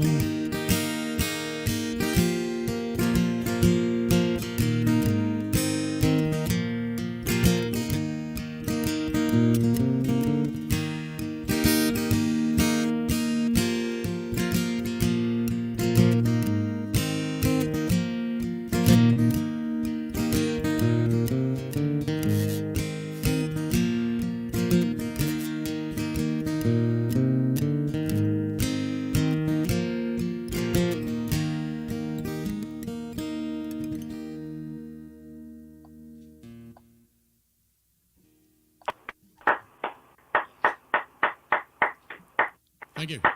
Very nice. Very, very nice. Great, Chris. Thanks, Billy. I gotta Yeah, listen really- to that. I gotta listen to that on Spotify. I guess I didn't realize that your work was on Spotify. So I'm gonna go check that out. Yeah, same here. I had no idea. Yeah. It's it's actually more filled out and produced. I actually recorded it on one of these Roland hard disk recorders. We were talking about that the other day. Yeah, those are excellent. They made these personal studios. I remember way before that, Bruce Springsteen get on a Porta Studio 4-track, did a record, and everybody's like, "Oh my God, Bruce Springsteen!" So of course, he mixed and mastered it at friggin' the power station or something in New York. Exactly. Well, Sergeant Pepper was recorded on a 4-track, right? Absolutely. I had 16 tracks. You're right. So I had a lesson today. I teach music, right? So I had a lesson with a student who's 15 years old and great kid, like super, super smart kid and really great. And I asked him if he'd heard of Les Paul. So we started talking about, never heard of Les Paul. Never heard of any. These kids never heard of anybody before. Like they don't even know Madonna or Prince or David Bowie, right? Right. So I'm like, 20 times a lesson, they're like, "No, Mr. Train, we have not heard of that." Like I'm asking them if they've heard of Cab Calloway or something, or Perry Como. And so this kid, so it's Les Paul, right? So I showed him the guitar and I showed him a video of Chet Atkins and Les Paul yucking it up and playing. And then I told him that Les Paul invented multi-track recording, right? Which he did. And he sure did. And then, I sort of followed it from Les Paul up to this digital world that we work in now, where we have, what looks like a tape player on a screen. And, and it's really amazing. We have Les Paul to thank for a lot of stuff. We sure do. Yeah. He's a great guy. I've been fooling around with, what is that program? Ableton. Ableton. I've been fooling around with it first time. And it's I'm using I don't use a mouse. I use my finger on this thing. So right. I'm not bad with it, but it's just a little bit counterintuitive for me. I really liked the Roland because it was like a mixing board. That's right. You had sliders and you had you could do this. Real quick, what is it? The mixing thing that the Roland made them, they were like TR or VS 1680 or 1640 or 1280, and they were amazing. And they recorded onto a hard disk. It was a computer built into it, and the screen was like nothing. It was just like play, record, and very, very simple. But they produced amazing results. Really, really good. They really did. Yeah, and then you would transfer it to a CD. You would record it onto a CD, and then you'd master it and all that stuff. And back in the olden days, when you would you'd have to make your CD and you'd have to send it to CD Baby, and they would make the whatever disc, the label. Now I have students and we record a rap song and we upload it to SoundCloud and it's got 400 hits, but 45 minutes from the time we started recording it. Yeah. Amazing. It's an amazing world. I wanted to say to Billy that I read the article that you posted on Facebook about Billy and the Showman. And this 11-year-old kid walks onto the stage and just starts singing songs, and that was Billy Foster. Yep. And just incredible stuff. And that photograph is just amazing. What a priceless artifact. And one of us is a group my father took. We went to Bruce Park, and my father he was a photographer. He took a group of us.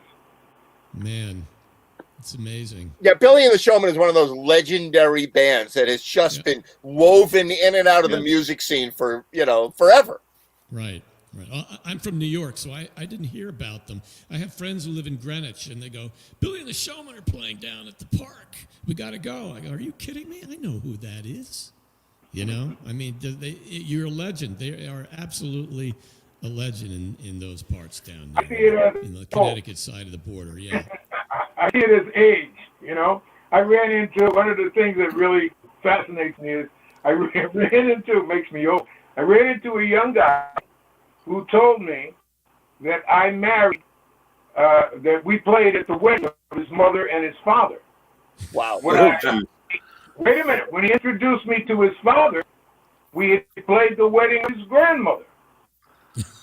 That's how we got to do his mother and father. She suggested this band. So That's now how you here's got this the gig. kid holding a he's full grown. generation Telling me ago. that he jacked it. Do you remember what Gray you hairs played were at that flying wedding? out there. Everything's a referral, you know.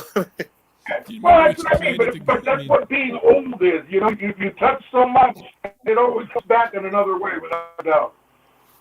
right, and then you went away to the Air Force for a few years down and served in Vietnam, and you came back. It's like Ted Williams, you know, he interrupted Yeah, his no baseball career and had to go away, you know, and he comes back to play Major League Baseball after 3 years. Yeah, that was it. Just like you.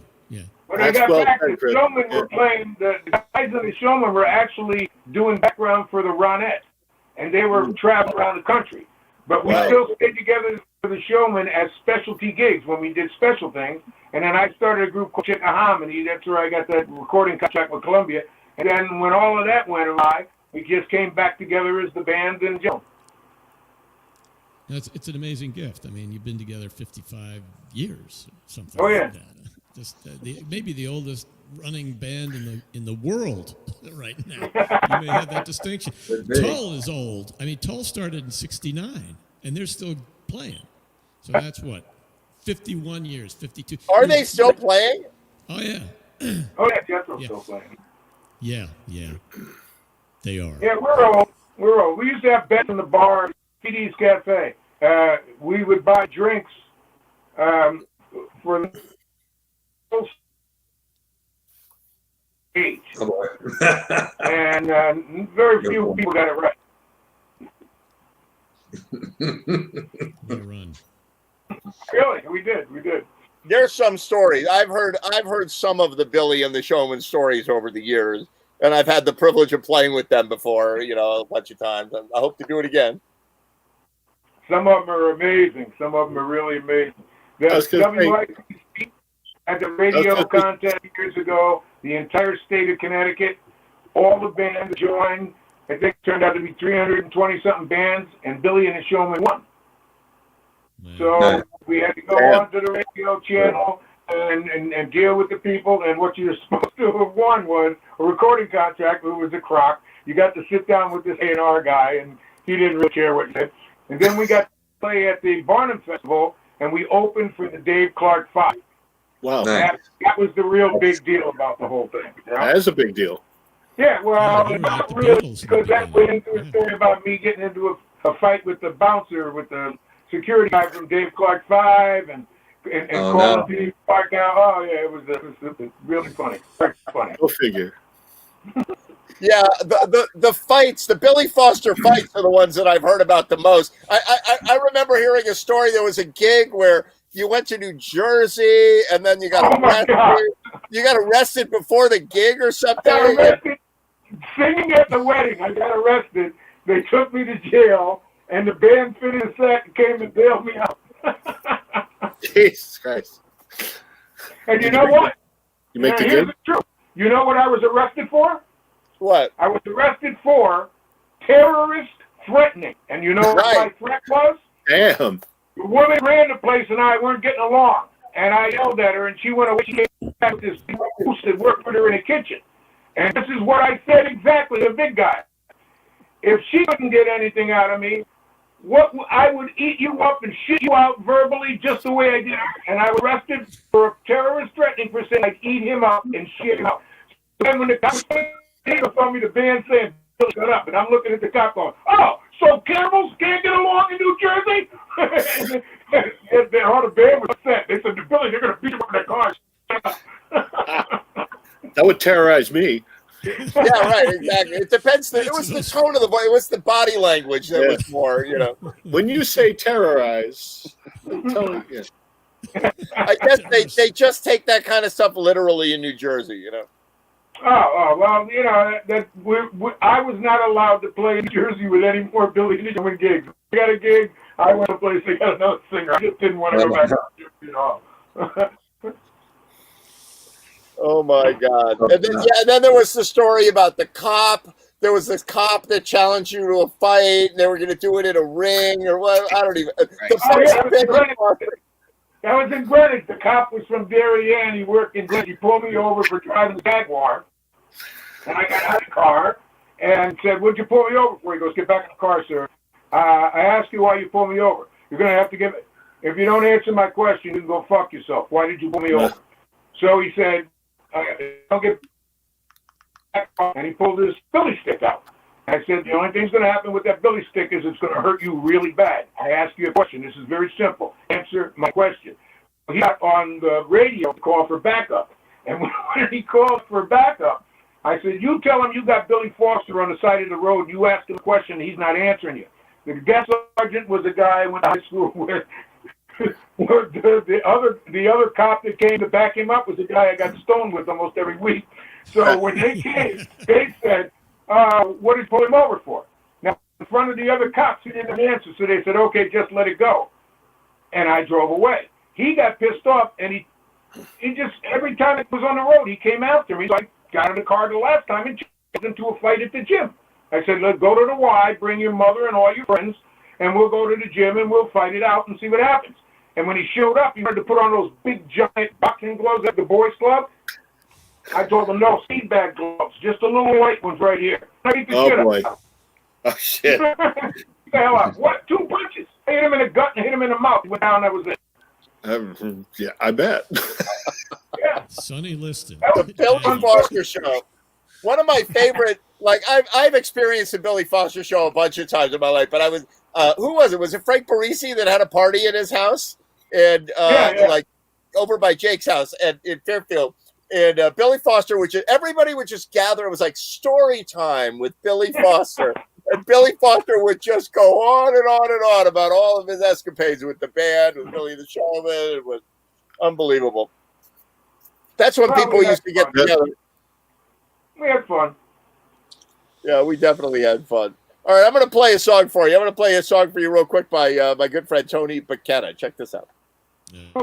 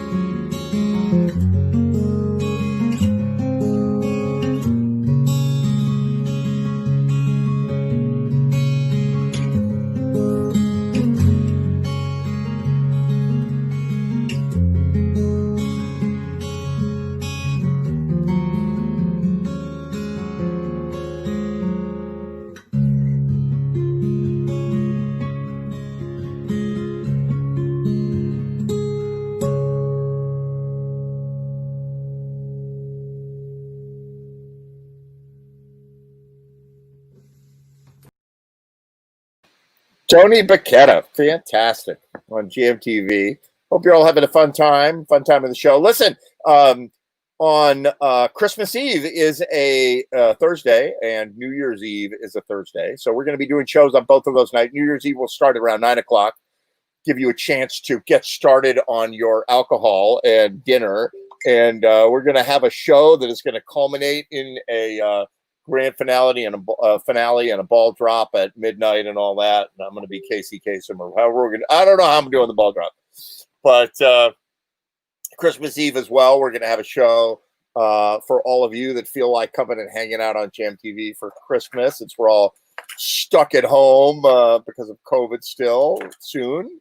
All I want for New Year's is everybody to go get that vaccine and for this to all whittle away over time, dwindle. That would be great. And with no further ado, I'm going to bring my good friend Tom McNulty on. There he is. There he is. He's muted. Now he's not muted. It was me. I did it. How you doing? All right. How you doing, Ed? Yeah, I'm doing good. I had to come off of my Wi-Fi for some reason. The audio on your feed was all broken up. I switched I don't devices. know. You know, it is a miracle that any of this works. And right now you are crystal clear. Everything looks good. Yeah, well, I switched it up. I'm running off my phone now, regular cellular. There you go. So that's what's amazing is that computers have like risen to this amazing thing, and then the phone came out and is kicking the computer's butt. Like the phones just work, That's true. So where are you? You're in Florida. On the phone now. Exactly. You're in Florida now, right? Yeah, I'm in Florida now. Yeah. How's it down there? It was cold. It's beautiful today. What's cold? What's cold? 70? Oh no, it was cold. It was really? It was like in the 60s yesterday, like high in the 60s. It was. I had my long pants on for the first time since I came south. It was horrible. I had to wear shoes. God. Oh my God! Shoes and pants. I've never heard of such a thing. Yeah. Monday night was 71, and Tuesday night it was like 56 degrees. You Floridian. I know that you from the Northeast and all that stuff, but you Floridians, it's too funny to me, right? Like my friend Ross, right? I'm talking about like September, like end of September. He was like, yeah, Colorado Springs, it was 94. I'm not making this up. It was like 94 on Sunday, and the high on Monday was 28. Yeah, Colorado's weird. Colorado, you can have like this killer snowstorm, and then the next day it's like 72, and everybody's out there skiing. Exactly. That's how Colorado works. It's like you can literally go 60-degree temperature swing from one way or another. But Florida is like everybody's got their sweaters on. It's like, oh, it's 67. Yeah, I'm a pussy. I was the same way. My long sleeve shirts and my long pants and shoes and all that.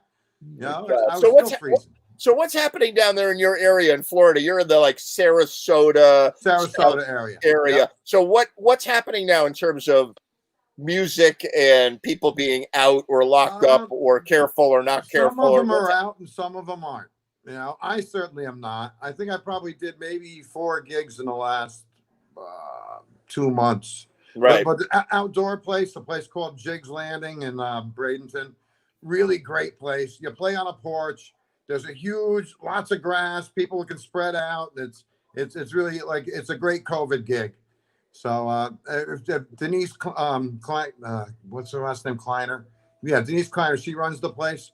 If she calls me back, I'll do that one again. But otherwise, and I did sound for my brother's band at one place, the Big Top Brewery, which is an outdoor venue also. But I'm not going anywhere inside. No, I'm not doing that either. Everybody I know who's going inside, I like. Holy shit! I got a friend, Steve Paradis, who's been playing, and the other day he posts up there that he has COVID. I'm like, dude, stay out of those little places. He's playing like a small I'm worried bar, about it too. I'm hiding out in the woods. I'm really worried about it. I'm waiting to get my arm stuck with that needle. Give me a shot. Yeah, I'm waiting. Yeah, absolutely. I'm waiting for the FDA. Come on, FDA, let's go. Like it's time for They had their hearing yesterday. Was it yesterday afternoon they had the hearing? So it should be coming soon, That's right. I'm hard of hearing, so it's all right. I'm imploring everybody that we've gone this long, have a little more patience. Just we'll get through this. It's coming. You know, I figure people in our, well, I don't know, we're kind of on the old side, but I mean, the regular people, I figure probably the end of the spring, early summer. You Yeah. know, I mean, that's my thought anyway. Yeah, I hope so, and I hope everybody's going to be okay. I know for those of you who are watching who have COVID, I know a bunch of Jam community people have COVID now and are doing okay, and they're like, "Don't tell anybody who it is," but you know who they all are, and they're like, "Don't tell anybody. Your secret is safe with me." But it worries me when I see us not being super careful, and I'm going to see you in Florida. I'm coming down there. There's no way that I'm not coming down there in January or February. I'm going to put my boat on the back of my van and I'm going to drive the Jam van down 95 until I see your face, you know? Yeah. And I mean, realistically, wear the mask. The scientists say it's 70% better if you wear the mask.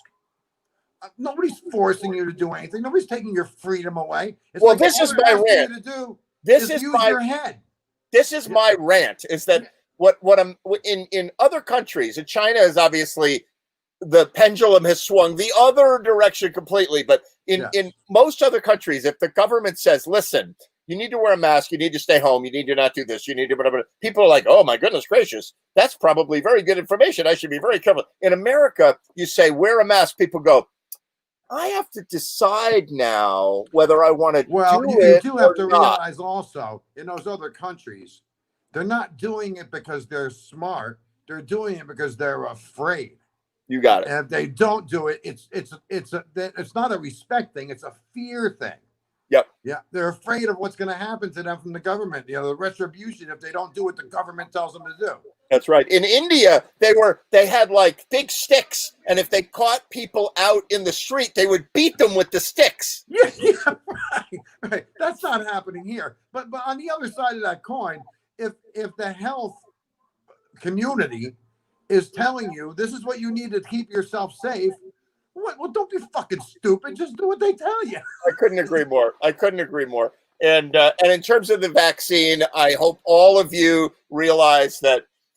Look, I'll get it first, and I'll let you know if I'm like, I'm with you. The minute they can stick my arm with that needle, I'm going to be the first guy in line.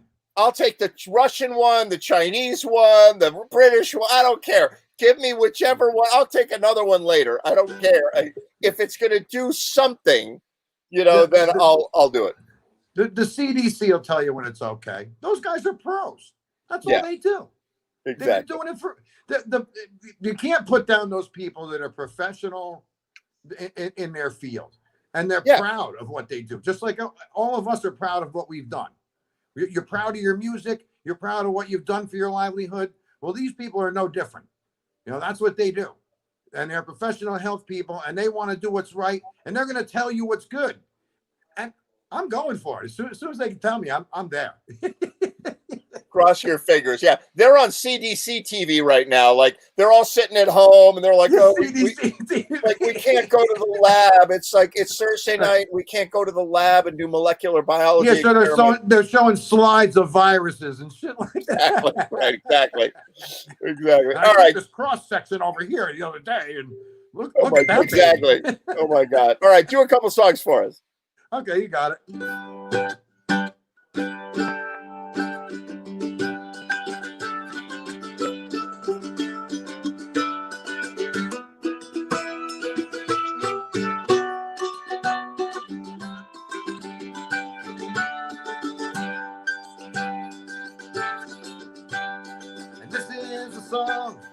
Nobody knows.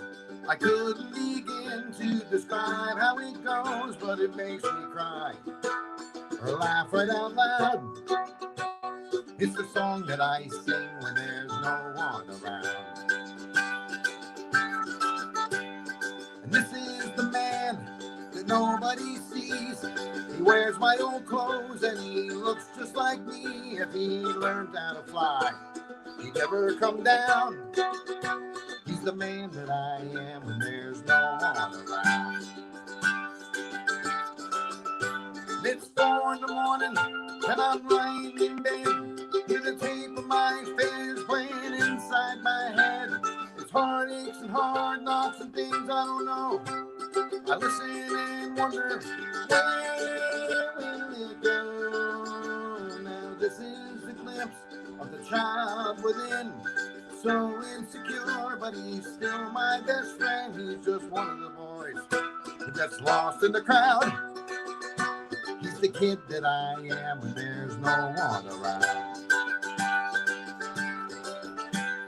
And this is the dance I do every day.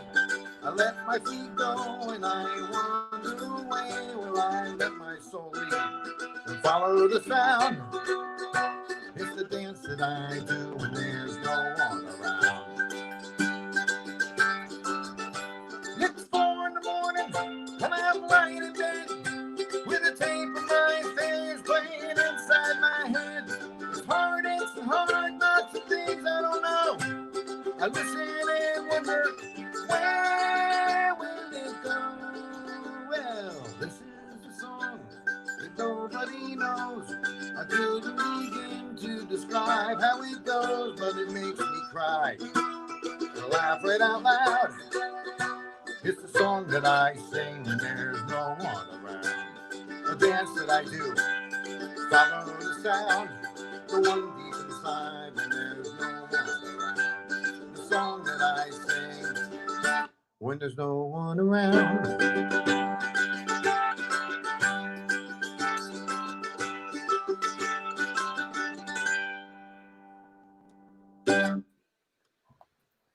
Oh, what else do I got on there? That was great. Yeah, actually, the only reason I'm playing the mandolin is because last time I played, you said, "Where's the mandolin?" I missed the mandolin. Oh, it sounds really cool. Oh, Sounded really good, Tom. Really good. Thanks. I love it. It's my new mandolin. What is it? Tell us, we're all gearheads. What is it? A Collings MT2. I don't know what that is. It's like a bass guitar, but it's shorter and higher and whatever. You know, it's a baby bass. No, it's fucking expensive. That's what it is. All the good stuff is, man. Yeah, you know, whenever you put a good name on something, the price goes up about 10 times. I live and breathe that. Yes. There you go. All right, what else you got for us, Tom? How you doing, Billy? Not too bad. How are you, partner? Yeah, you know, I'm warmer than you guys, I'm sure. Well, listen, when you and Ed jump in front of that line I'll be like the 25th guy behind. Because if you guys don't worry. Yeah, this way if we keel over, you know you don't get stuck. Yeah, but if you guys fall down after your shot, I'm going home. That's how that's going to work. Yeah, right. If I go down, don't take the shot and drag me off the street. Yeah, Bill, if I walk funny, don't do it, man. Wait. Stop everything. Are you drinking Gatorade? What kind of alcohol is that? That's not alcohol. Well, tell you the truth, I was really sick yesterday. Last That's night no I had excuse. a fever of like 102. You need a hot toddy. You need to feel better. No, and you need medicine. I go every couple of weeks and get tested. So I went on Sunday and got tested. Yesterday I was really sick. My results came back, so I was COVID negative. So good. Thank God it wasn't that. It was just good for you. Something else. Yeah. I have all of a sudden the real flu is like a gift. Like, thank you, God, for giving me the flu. Yeah, right. Well, I hope you feel better, and I hope you get back to drinking whiskey before too long. Yeah, by Friday anyway. All right, good. What's today? Thursday? It'll be tomorrow. That sounds about right. So when we see you again, we owe you a bottle. That's what we got to bring you when we see you again. We owe you a bottle. Oh, okay. I'm in this bottle exchange thing that's going on right now. What's that? So I don't know. Are those things for real or are they phony? Oh no, the one I'm in, I got to pick one up on Monday. So if you're interested, Ed, I'll send you the particulars via messenger. Yeah, let me know, because they got into this gift thing, and when I checked out, it was phony. Yeah, it's like a Ponzi scheme of alcohol, if you right? do it amongst your friends, you know what I mean? Like I had people say, well, that's a pyramid scheme and that's a Ponzi scheme and blah blah blah blah. It's like, hey, the way I look at it, it's a minimum $45 bottle of whiskey. Oh, so that's if a I good spend one. $45 to find out that I gave somebody a $45 bottle of whiskey, so be it. I'm not going to break me. So Well, can I if I just do it with you guys, it's cool. But if it works the way it's supposed to, I might wind up with 30 bottles of $45 whiskey. can I just jump in on this? So someone we all know, a cute blonde girl that was running an open mic at the Black Duck, sent out one of these, and I'm like, I'm a wine guy. I'm like, hey, I'm all about it. I thought it was like a secret Santa thing where you like get one person, you give one, you get one, because I'm stupid and I didn't read all the copy. Right. And then I realized what this is. I'm like, add your name, drop another name, send it off. Then I got to recruit some of my friends, and basically all my friends will be like, "The fuck are you?" I had eight or 10 people jump right on. Yeah, exactly. So I called up Wendy. It's our friend Wendy. I adore her. I'm like, okay, I fucked up. How do I get out of this guilt-free and not chisel anybody out of a bottle of wine? So I've now sent 3 bottles of wine, essentially. Anyway, that's another side. I forgot who was on my list, but just to get out of it, I'm happy. I don't want to. I realized it was a Ponzi scheme, just as you said. Meanwhile, Tom is going to get 40 bottles of fine whiskey. That he could be the winner here. Yeah. Hey, you want to know what? If I got one, it would just be like I went out and bought. I agree. So I mean, I agree. Wait a minute. I smell a rat. And pick it up on Monday. I smell a rat. Did you start this whole thing, Tom? Are you the top of the pyramid? No, not at all. Are you using Jam TV to get whiskey? You that high? You're that high? I think we have to inform the authorities here. Yes. But I mean, it's if you do it amongst your friends, then it's friends. Yeah, I know. You know. I mean, I'm not out there soliciting people that I don't you know. guys, I'll give it a shot.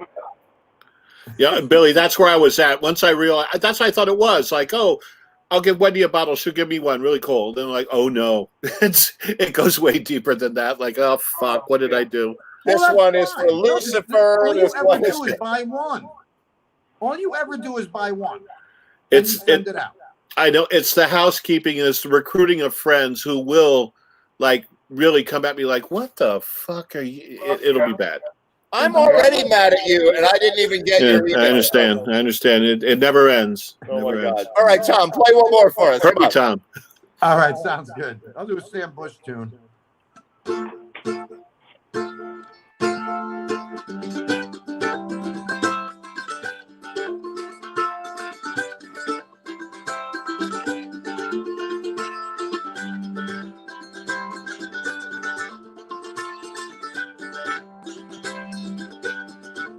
Wishing I could be an Indian on a painted pony so fast. No one could ever catch me, get caught up in my past. Ride across many rivers, too many moons to tell the times. Let I tell all the young warriors, many moons ago this was mine, all mine. Same old river, same old sea, same old water rushing over me. Same old moon, same old sun, same old race that we've always run.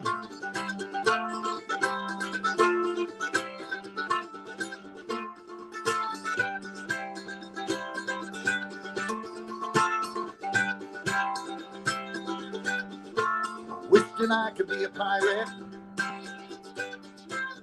where the ocean blue, way before the big liners start sailing them too. I'd bury most of my treasures, so I would leave a big hole.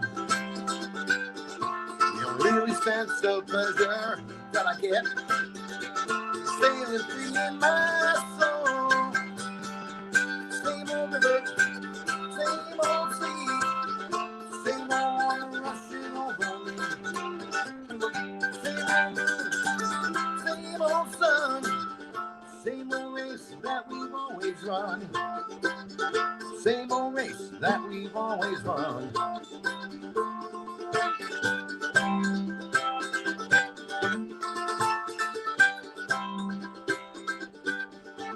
Wish that I could be a slave doesn't matter what kind. I'd sing a song for fallen angels, try to be free in my mind. When no one was looking, I dropped my heartless plow, find my own contemporaries, and wipe the shame from their brow.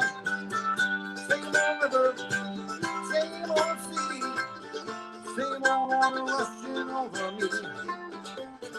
Same old moon, same old sun, same old race that we've always run. Same old race that we've always run.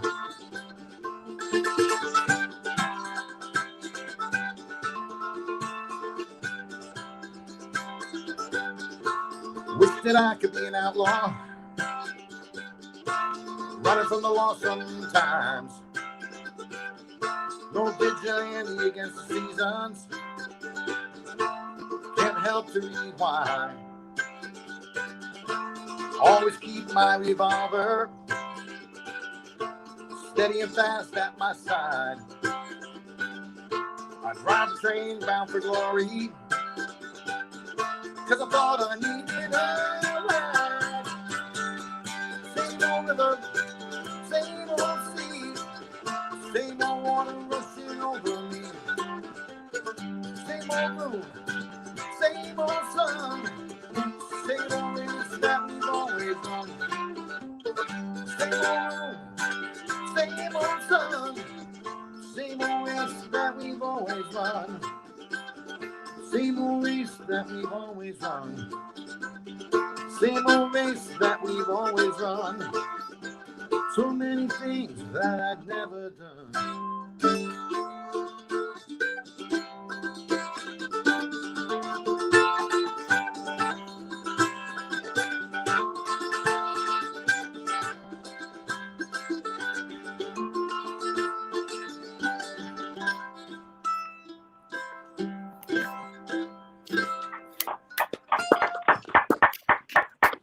Yeah, that was really cool. That was Thanks so great. much.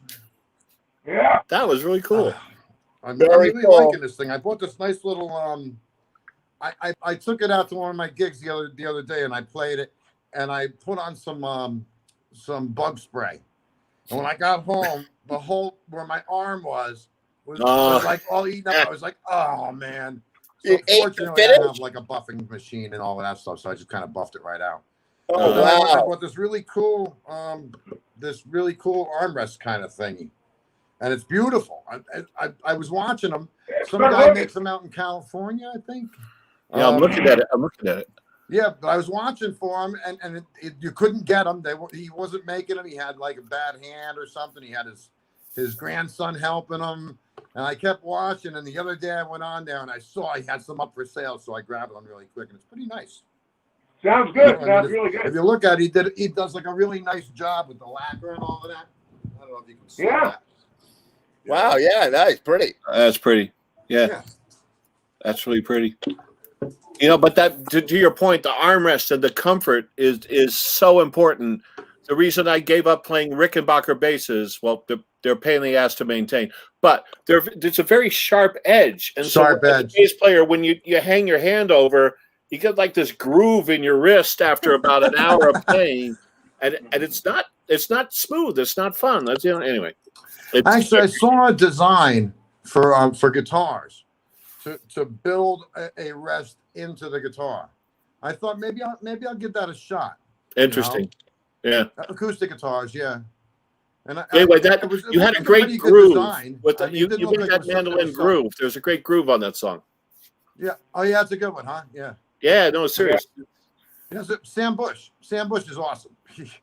He plays and writes fantastic shit for like ever. Wow. You know, he's like a staple in the bluegrass community. You know, maybe I'll bring my banjo out next time I come. Ooh. Yeah, that would be nice. I would like that. My wife's going, no. I'll bring my accordion. It's not a real good standalone instrument. I mean, yeah, there's a few songs, but I know a couple. All right, we'll do some Louisiana music. What was that, Billy? Louisiana music. All right, gentlemen, we'll be right back with a great video from Last Minute Productions. Great to see you, Tom, and I'll see you soon. All right, guys. Bye, Tom. Good to see Later, you. Tom. Stay safe.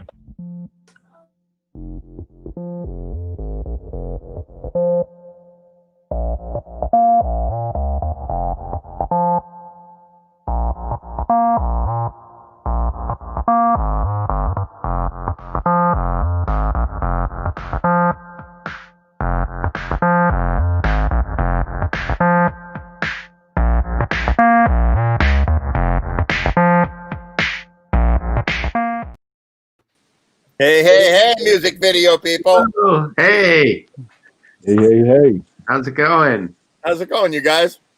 Good, and Good. you? Hanging in there. Good. Hey, Doing Jimmy. Yo, Mikey. Wow, Jimmy doesn't look like Jimmy tonight. What's I got different? the whiskers going. And I got a different hat on.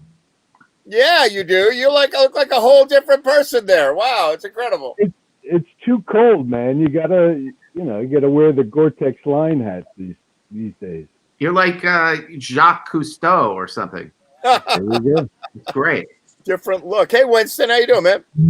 I'm good. Good to Hey, see you. Yeah. How you doing, Ed? Hey, I'm Christian. doing good. I'm doing good. I'm poking my head up from my mountainous amount of video editing work long enough to do Jam TV, and then I'm going to be up till 5 a.m. doing my video editing work. Like, oh my God, it's like craziness. I've been buried on this project, and then my client, who I love to death, and I super appreciate the work during COVID time and all that. I'm doing this thing for this church with this old elaborate video with 3 songs of 30-something people per song, and it's a collaborative video, and it's one of those like, oh, well, could you just have them all swirl around and do this and do that? You know, it's like, oh my God, right? And then last night or 2 nights ago, he says to me, hey, listen, you remember I mentioned that project to you back in September? I said, yeah. He said, well, could I send you the videos for that one too? I went, when's it due? He said, Wednesday. I'm like, oh my God. Like, at some point I will surface again and be involved in music Mikey Beans. 30 do you find that you spend video more- and audio tracks? 30? Man, What, that's good. 35 people on the screen, and it's elaborate, and they're not professional singers. They're all singers. So I'm getting tracks that are like I have to literally fix every syllable and every note, and like it's a lot of work. But it's at the end of the day, and here's what I get at the end of the day. I give them the video and they go, we're awesome. That was great. Thank you. And I'm like, oh, wait, I did 50 hours of work on that. But Ed, do you find that you spend more time on the video or the audio on a project like that? About 50-50. Interesting. If I probably have about a dozen hours into the audio so far, and there's more audio work to do, because you got to remember, you're talking about 35 people, 3 songs. So that's 100 tracks. And if you spend 10 minutes a track, that's a lot of time, Right. And pitch correction and compression and all the things that we do to make these collaborative videos. I love that story you told me the other day on the phone about you thought like you got this track and it was like this really weird sounding vocal track. Turns out it's like the client's son. Yeah, exactly. I said, what happened now? So the weird part of it, the beginning of the story, is that I got very confused because they send me like this massive amount of video, like file after file after file after file. And so I get all this video, and when I put it into Ableton, which is the audio software, it comes up with a thumbnail. When you click on play on the audio, a little thumbnail comes up of who's singing. And so there was this woman that was singing, and her lips weren't sync. I thought maybe the computer's not working right, and then it's not updating, refreshing right, and whatever. It turns out that the audio was of the son of my client, and I was like, she doesn't sound like that. Like she looks like. It was really weird. So I said to the client, what is with that woman you picked for the solo? He said, What woman? That's not a woman. That's my son. I'm like, Fun. oh, brother. But you know, at the end of the day, just like all these videos, and Michael knows this, and I don't know, I hope you guys know this, but at the end of the day, you get this video and you're working on it, and you're cursing and cussing and making it happen and getting it all right. When you get it all done, it's like, hey, thanks. That was awesome on that track, wasn't I? I'm like, oh my God, you know, I did. You have no idea what I went through to make you sound good. But you know what? You can't say it. You know? Can't say it. So, what did you do this week? What was happening while I was buried? Who are you talking to? Me? Mike, yeah. Oh, what did I do? Holy cow! We worked on this new video that we're going to show tonight. Stone Temple Pilots' "Interstate Love Song." Yeah, right. Christian played guitar on it. We've got another really good friend named Jason Appleton who sang it, did an amazing job, and then one of Christian's friends, Larry Danza, who played bass, from Jersey, sounded really good. He's in California, so we have Williamsburg, Brooklyn, California, Westchester, New York, and Wisconsin. Wow. Christian is in Wisconsin. All a bunch of Jersey boys. I've been loving your music, Christian. You sound great, man. Thanks, man. I appreciate it. Thank you. Where are you in Wisconsin? I want to jam with you, man. Where in Wisconsin are you, Christian? My wife and I and my son moved from New York. We met in California, but we moved from New York in 2002 to Racine, Wisconsin. We're about 20 minutes from Milwaukee and about an hour from Chicago. Right. Is it anywhere Nina? Anywhere? No, but Nina's my in-laws have a house up on a lake that's in the middle of the state, about 2 hours up. Been there, done that. It's nice, beautiful. I was weeping, literally weeping today over, or figuratively weeping over Wisconsin today, because I go to Oshkosh to the air show because I'm a pilot and I've been going to that air show. All about it, yeah. Have you been there before for the air show? Not to the air show, but there's concerts there, and it's a big to do. And I have some family who's done the fly-in, and some friends here. They call those wing nuts, Ed. If you're exactly. I'm a wing nut. I'm a wing nut. I've been there. I've been there probably 5 or 6 times. Wow. Well, you got to let me know next time, man. That's I will. A big deal. I just got the letter today from the Experimental Aircraft Association. They're like, if we do it this year, it's going to be very.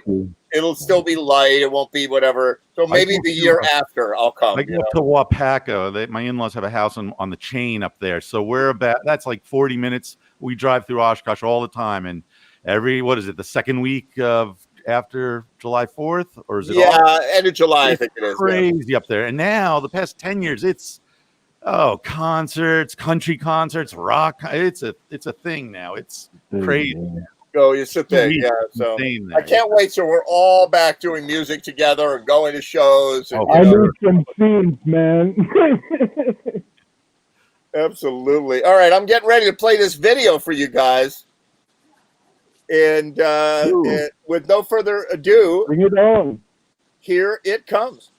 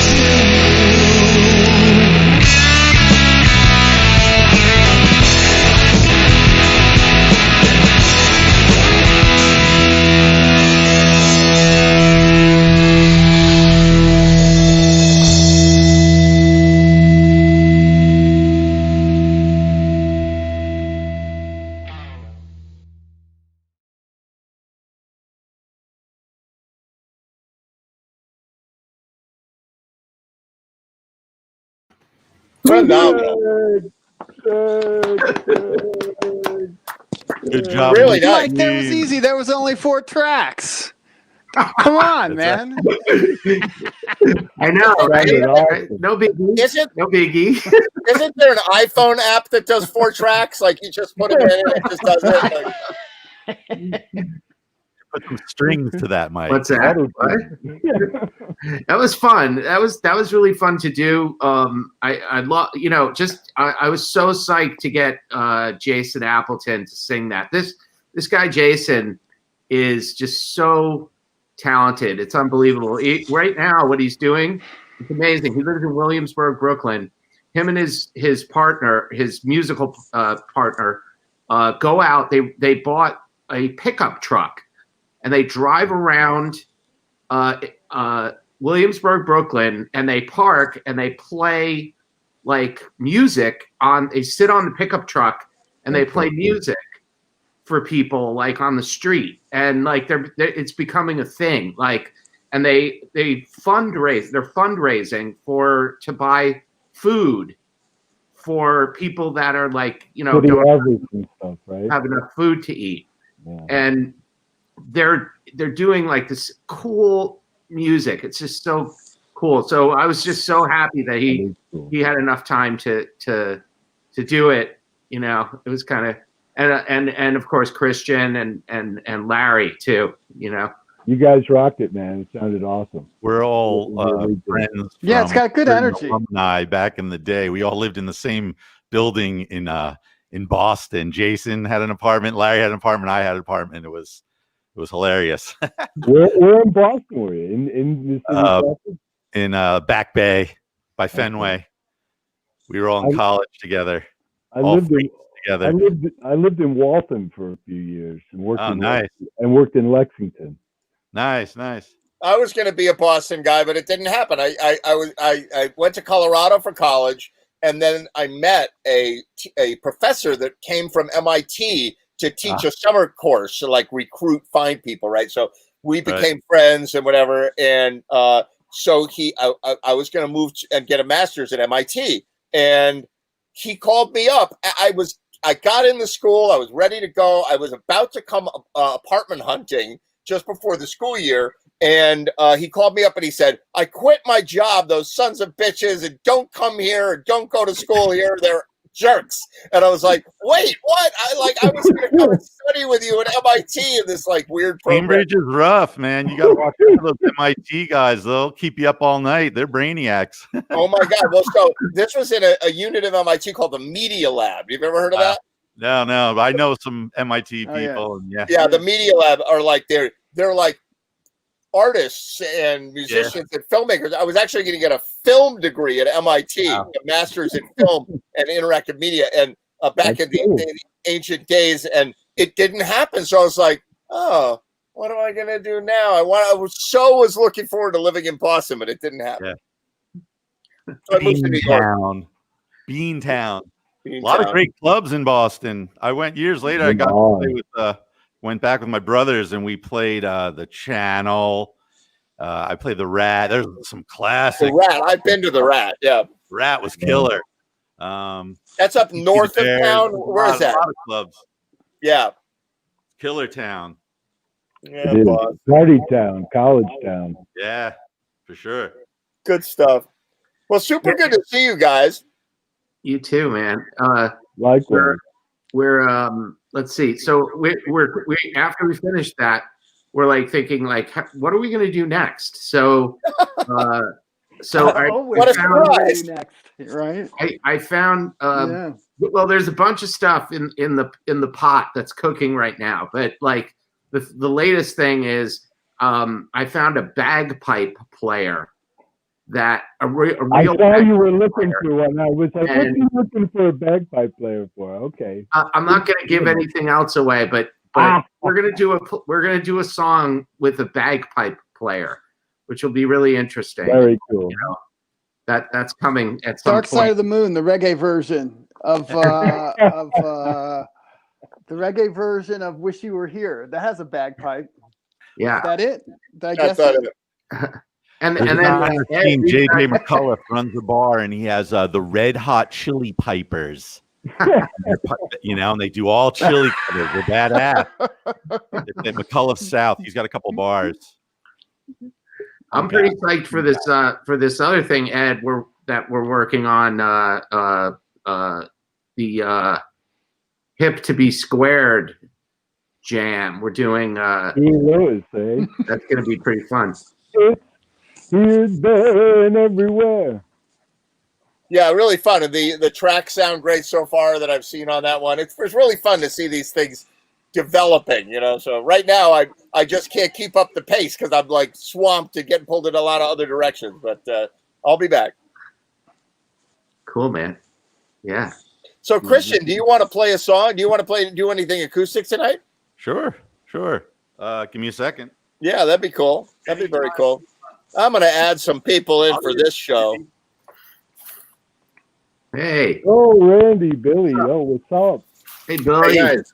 Hey, Randy. And I'm in the process of negotiating the next slot with Dave Gunnup, who showed up, and but he disappeared from the screen. So if he comes back, hopefully, Dave Gunnup, if you can hear me, you'll come back and do some music for us next. We always like having you on. Hey, Christian, when back in my corporate days, S.C. Johnson was a client of mine.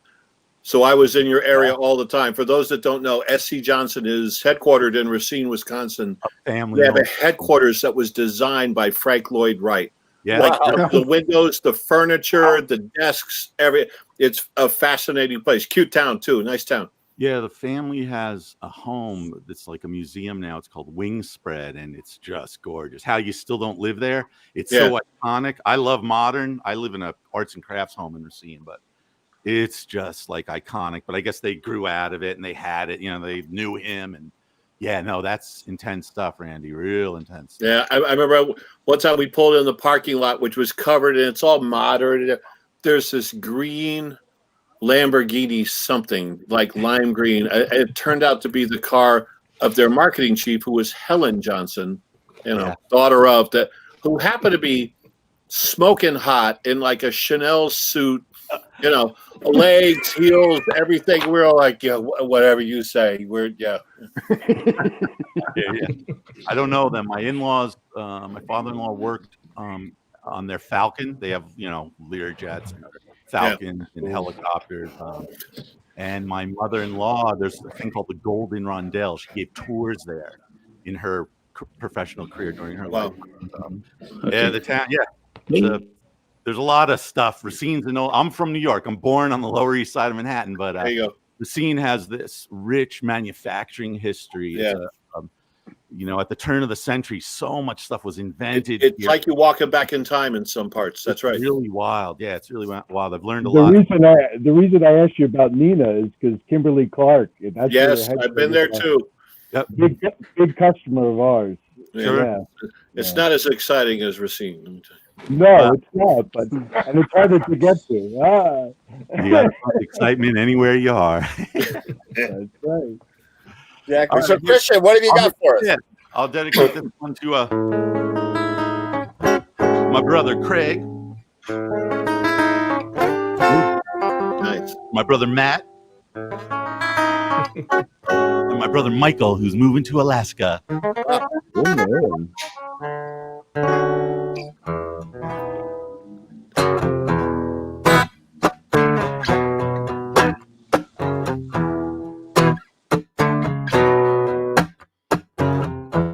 White man speaks with folk tongue. He also smells like wet chicken. How you get your bidding done when everything in this world is forbidden? How you do it? I don't know.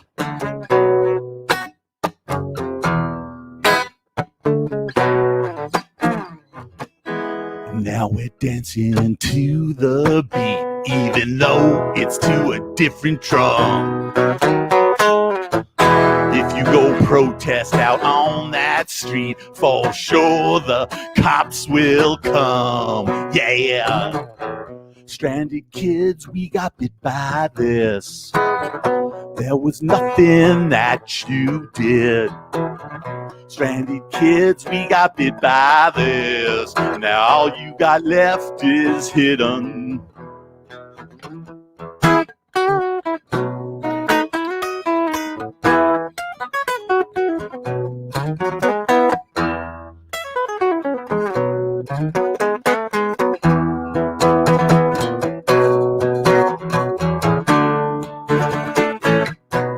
Whoa, yeah.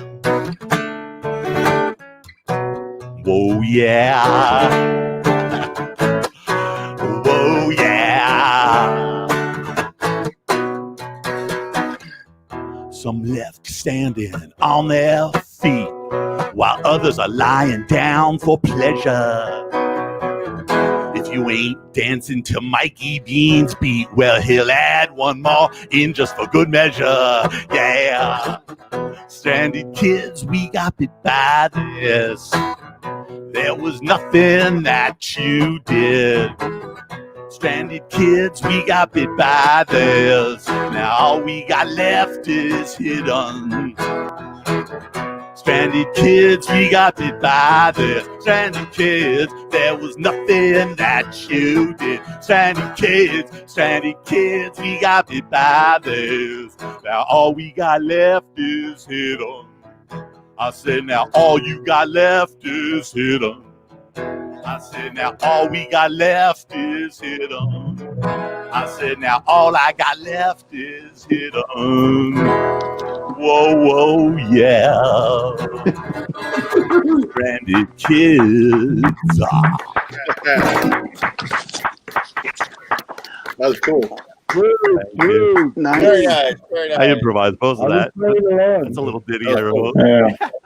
I like the Mikey Beans throw in there. It's sweet. Darn right there, Mikey Beans.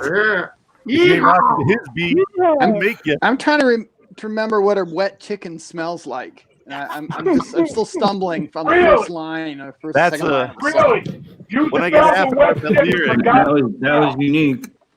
That's a Roots lyric. When I watched Roots, it was like, they had that. And I was always like, wow, white man smells like. It kind of ties into a thing today. I say in this year, it's like America, we're all poker face, man.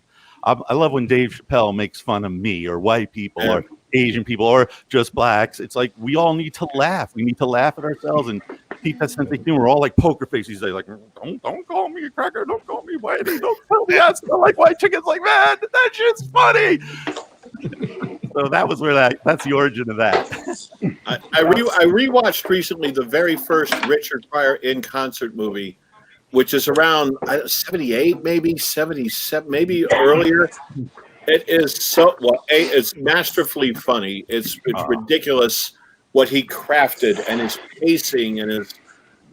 But so much is relevant today. He does a whole bit on a police chokehold. He really nailed it. Dave Chappelle. Chappelle's awesome. He's the best. I love him. I love him. Man. Like he just turns people. Like, he makes people think. Like absolutely. I did you see the Saturday Night Live thing? I thought it was brilliant. I know he took shit for it, but I thought it was really good. That was amazing. I love it. Gotta he did laugh that at yourself. He did a concert out in a cornfield, basically. Yes. That was really cool too. I got to see that. That was awesome. Wow, I didn't see that. On YouTube.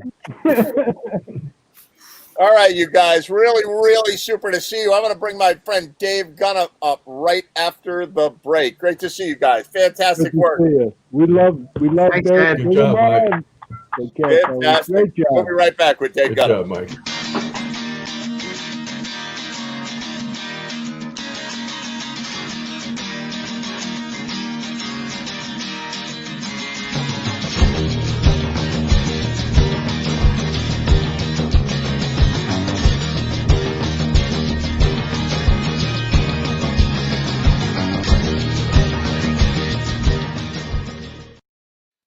Hey, Dave Gunn, how you doing, man? Hey, brother. How are you? Hey, Dave. Hey, how's it going, Dave? How you doing, buddy? Hey, Billy. Hey, Randy. How are you, man? I don't know Dennis.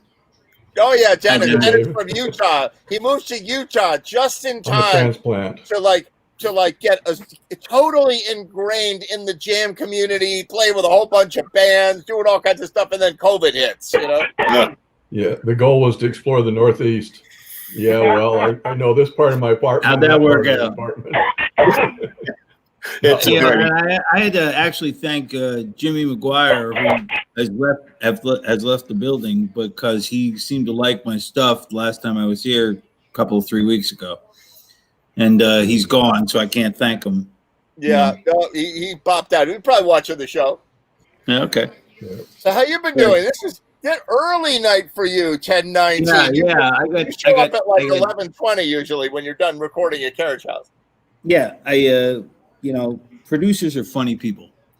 They decide what and where, and and I was done about an hour ago. Actually. Hey, wait a minute.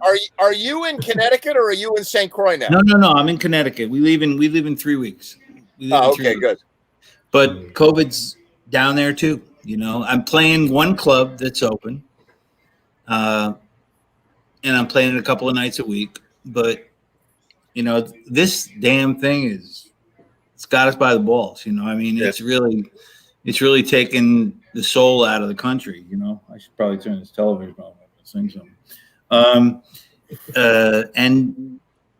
There's no getting around it. It's just scary, and it's just scary. So it's actually, I've gotten a call literally every day this week that a friend of mine came down with COVID, and you guys all know who these people are. They're just saying like, don't tell anybody. So like, people are like, I don't know if they're embarrassed or they just don't. They want to deal with their misery. They don't want to deal with other people bugging them, and they're okay. I'm not sure. Everybody's fine, but I don't want it, and I don't want any of you guys to get it. So. Yeah, I'm not sure, but it's something you want to talk about in the past tense, not the present. Yeah. 3,000 people are dying every day. Right? That's the World Trade Center. Yeah, right. Every day. You're every effing day. Yeah. And then you still have a group of people who will tell you, I don't want to wear a mask. And that's how many people are dying. And you have that group of people that want to argue about a mask. Because there's been such a great example. Wear a mask. It's a political statement. Are you kidding me? Yeah, right. I get on Facebook with this group of people, and I try and maintain a level of dignity, and I just go. People, you can't do that with stupid people. Yeah, but you know what? I was taught by my mom and dad that if you don't try, then you're not part of the solution, and so I continue to try, and I put up something tonight from the studio. I was sitting there and I said, you guys just aren't going to get it. You're not going to get it. So I think I'm done. 3,000 people died today, and nobody's blinking an eye, especially not the administration, especially not, and I don't argue with anyone's politics, but, somebody's got to step up. And hopefully nobody commented on your post. I just pulled up your post. Yes. No one. Not one person. Not one person. And if you look at my last post, there were 175 comments because I lit a fire. This time I just went. It's obvious. One of two things has happened. Either Facebook has shut you down. No, they would have told me. Yeah, right. Yeah. They would have told me, but it's just it is what it is.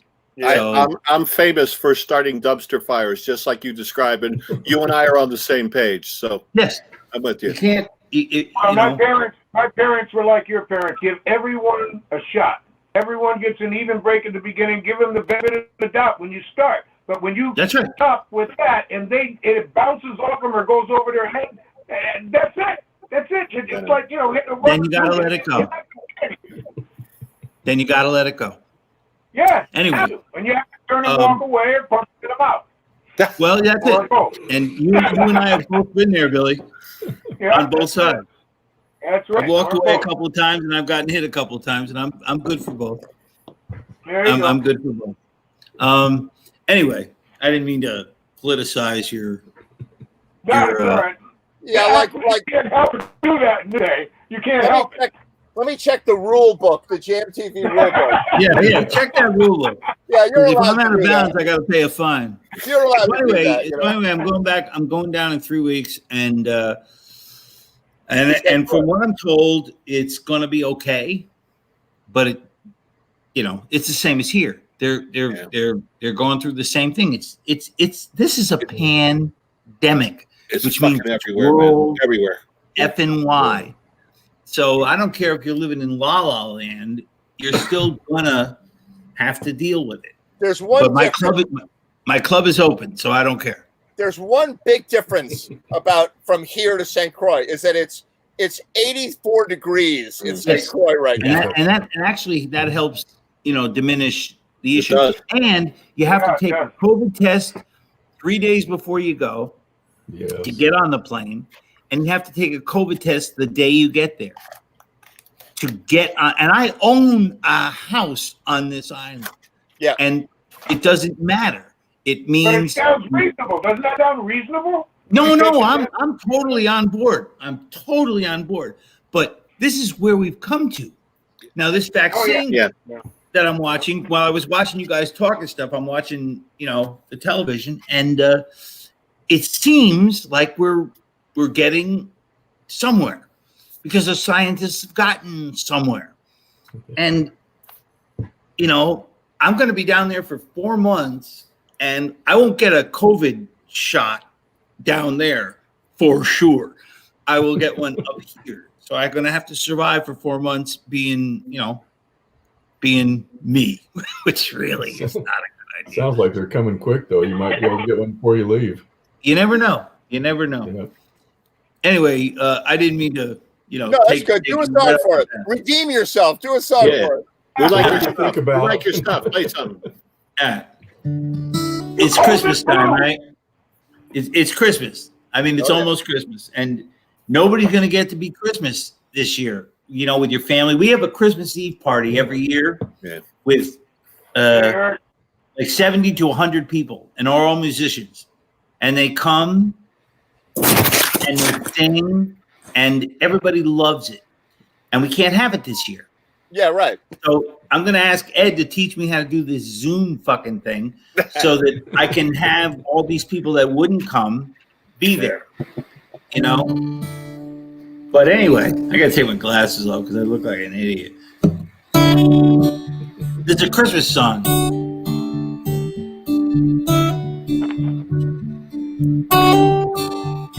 Well, the street filled with laughter, light, and the music of the season, and the merchants' windows are all bright with the faces of the children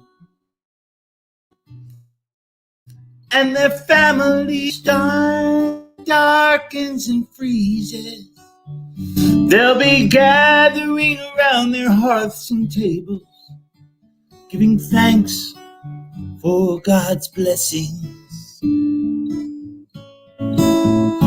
and the birth of the rebel Jesus.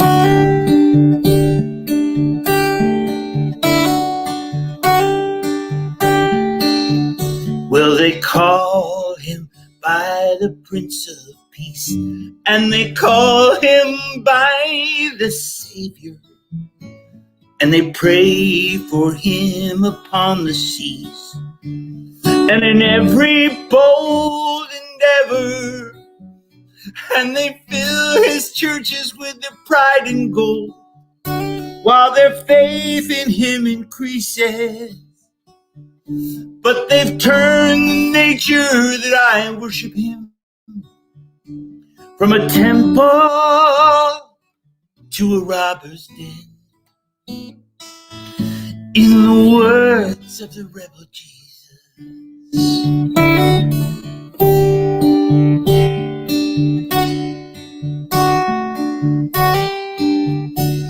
We guard our world with locks and guns, and we guard our fine possessions. And once a year, when children, Christmas comes, we give to our relations. And perhaps we give a little to the poor, if the generosity should seize us. But if anyone should interfere in the business of why there are poor, they get the same as the rebel Jesus.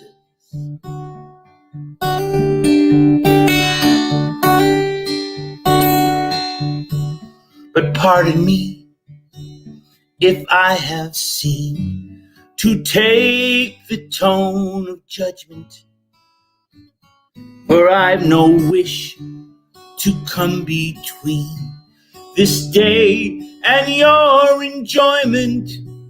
In a life of hardship and of earthly toil, there's a need for anything that frees us. But I bid you pleasure, and I bid you cheer, from a heathen and a pagan, on the side of the rebel Jesus. On the side of the rebel Jesus. On the side of the rebel Jesus.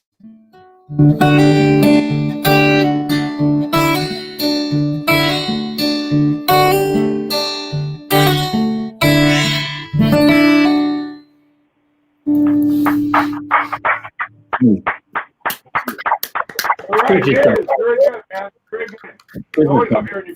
Yeah.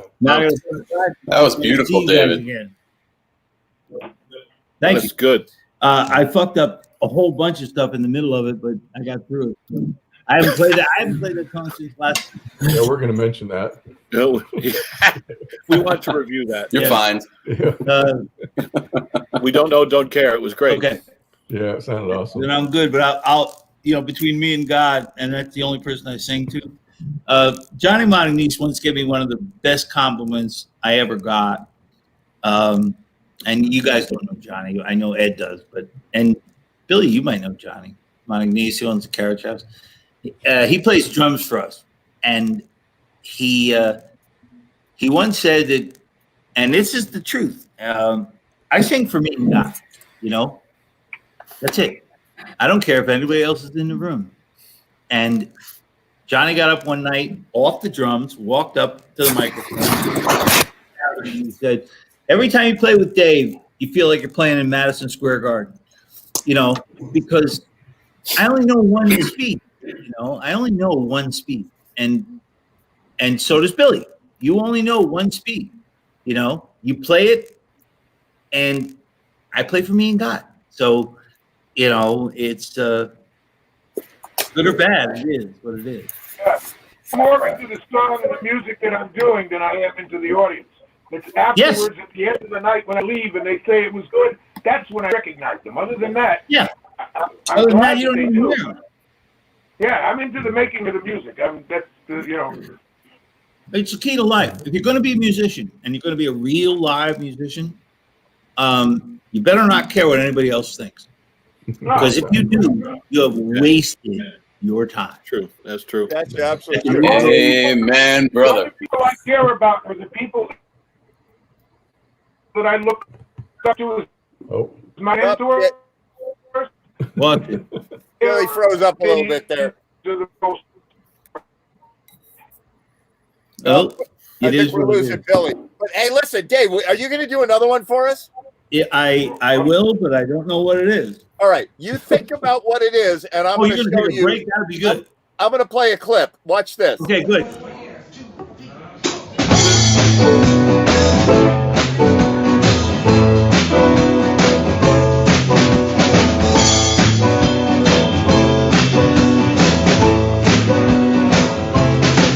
Well, it's a marvelous land for a moon dance with the stars up above in your eyes. A fantabulous land to make romance beneath the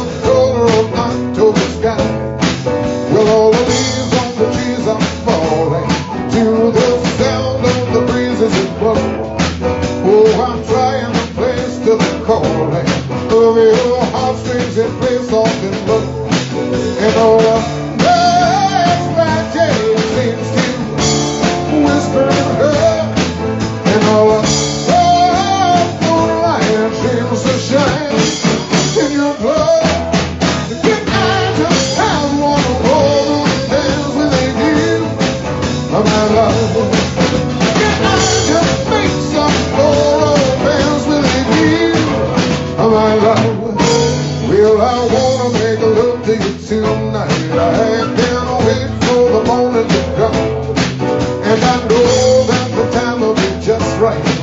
Very day in my arms will run. I know my heart will be waiting, hey, not to leave you alone. Very thing I will make you my true love. Very thing I will make you my own. And every time that I touch you, you just tremble inside.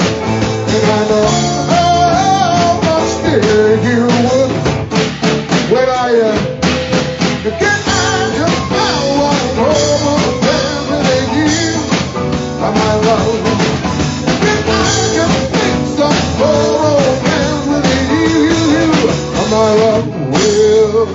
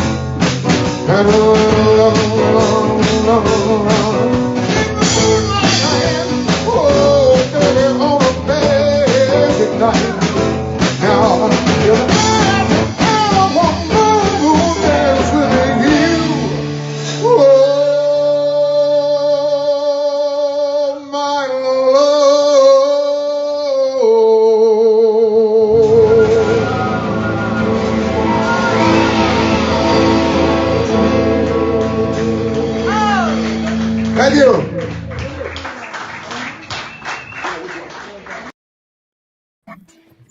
There it is. Oh, sure, I can compete with that. Yeah, that's fine. Yeah, I can compete. Beautiful. Billy, that's good stuff, man. How good is that? Yeah, and I want to thank Randy Stone for sending me that video. I don't. Who did you shoot that yourself, or did somebody else shoot that? No, I was playing bass behind Ray. See, but see, did no, you have your camera? I set up my iPod. I Yeah. set up my iPod on the mic stand clipper thing. And I just recorded the whole show. Cool. All right, John, what do you got? You know, that's not, Yeah, well, that you know, wasn't fair. you don't be singing Billy Foster's praises if you don't want me to play a video. You know, come on. No, that's not fair. You know, I'm all here by myself. The best I'm parts of that half whole loaded. film are the jokes in between the songs. Welcome to the club. Yeah, that's usually. You're the man, baby. what is that avalanche You're the man. sound? I love that All right, so one avalanche more. sound, but I have no idea where it's coming from. It's coming from, I know. It comes from weird times, too. It's like the avalanche sound. I don't think it's here. Like, it could be the kitten knocking over my, my connector box or whatever. But But it's a transitioning. It's when you switch from one to the other, it comes down like that. Yeah, exactly.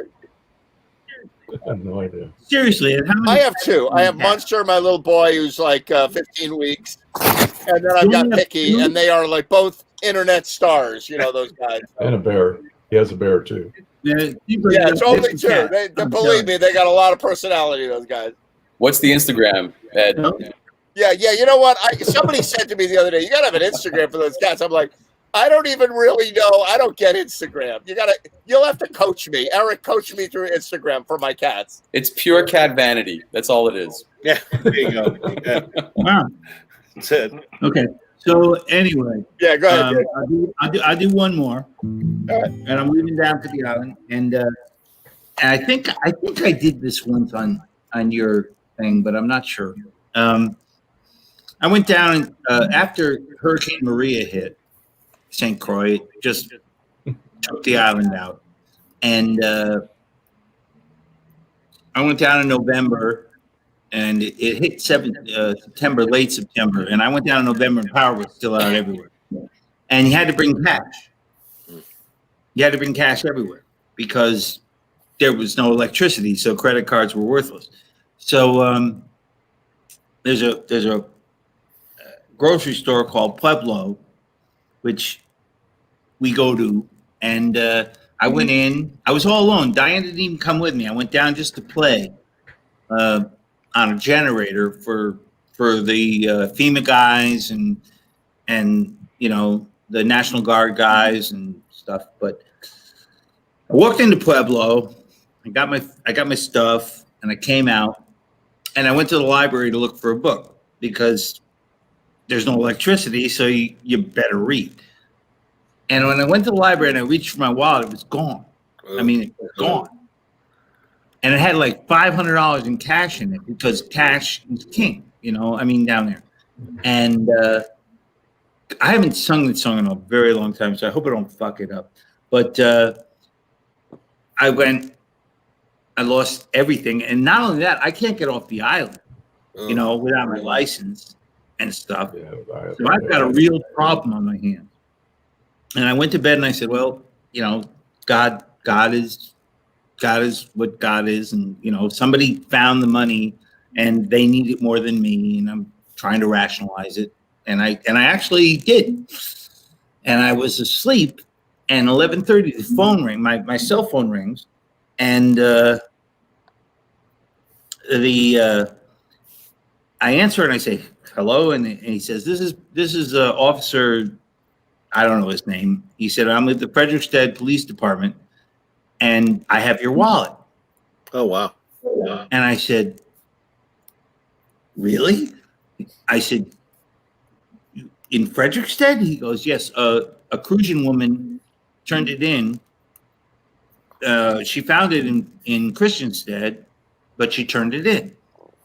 And I said, are you kidding? You know, nobody on that island who's Crucian have anything.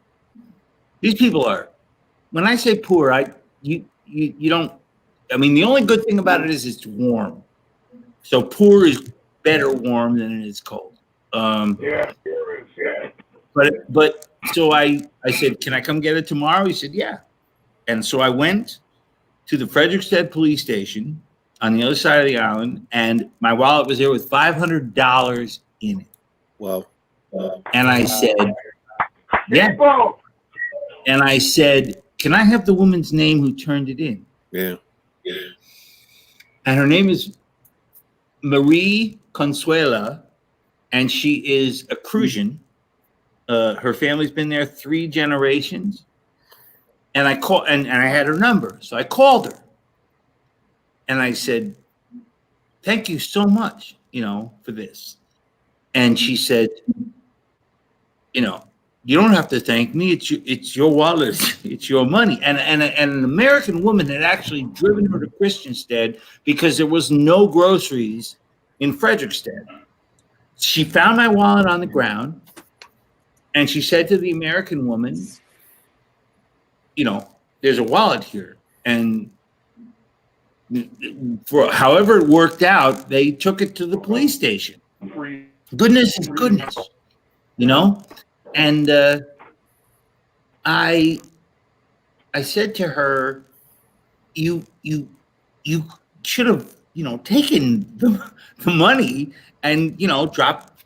I just need the license. She said, God would never forgive me for that. And I have lived with that lesson my whole life. I have lived with that lesson my whole life. And that night I was all alone. Diane wasn't here, Jenna, Kate, none of them. I went out on the porch and I wrote a song, and I've only written 2 songs in 45 minutes in my whole life. One was for Kate, it was called Baby Blues, and this one, and I haven't played this in a long time, but since we were talking about all this stuff, I started to think about it. Man, I hope I don't fuck this up.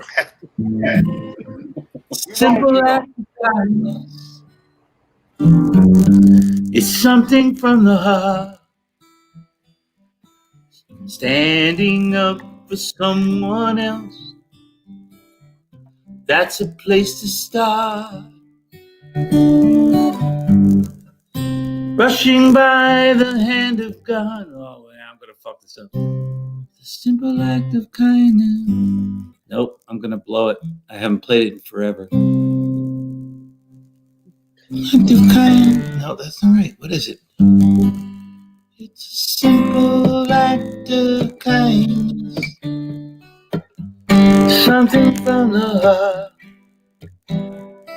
Standing up for someone else.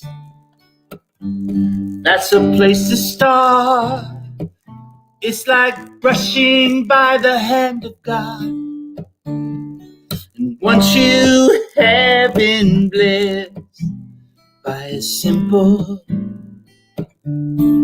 act of kindness.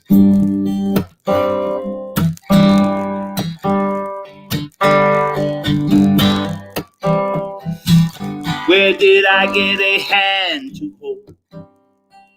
Who let me have that chance?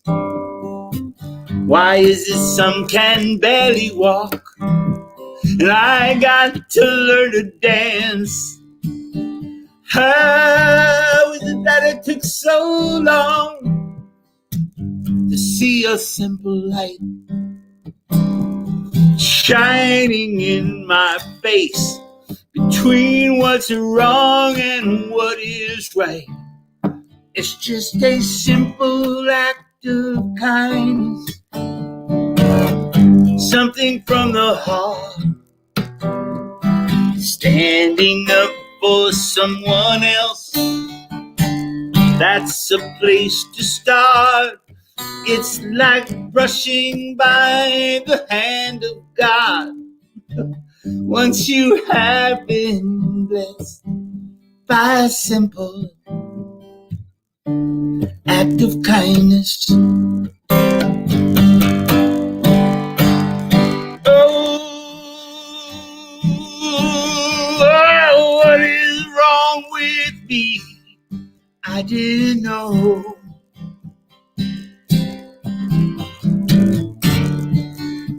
Kindness sets you free. It's just a simple act of kindness, something from the heart, standing up for someone else. That's a place to start. It's brushing by the hand of God. Once you have been blessed by a simple act of kindness. No, it's a simple act of kindness.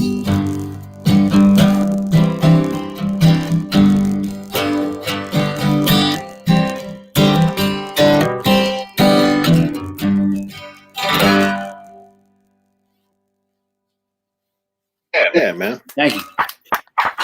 Fuck yeah. Nice. Get it because I had to remember where I was. No, that was really. I almost that was- feel how you felt at that time listening to the lyrics and the way you sang them. Yes, man. I wrote it in 45 minutes. I wrote it very quickly, and I agonize over my lyrics usually, and it was just, the people downstairs weren't happy. I'll tell you that, because I was out on the porch singing my ass off at 1:00 in the morning. But fuck 'em. It was beautiful. It was beautiful. Thank you very They much. they went back to sleep. Yeah, those ones that come quick are the best ones. Thank you.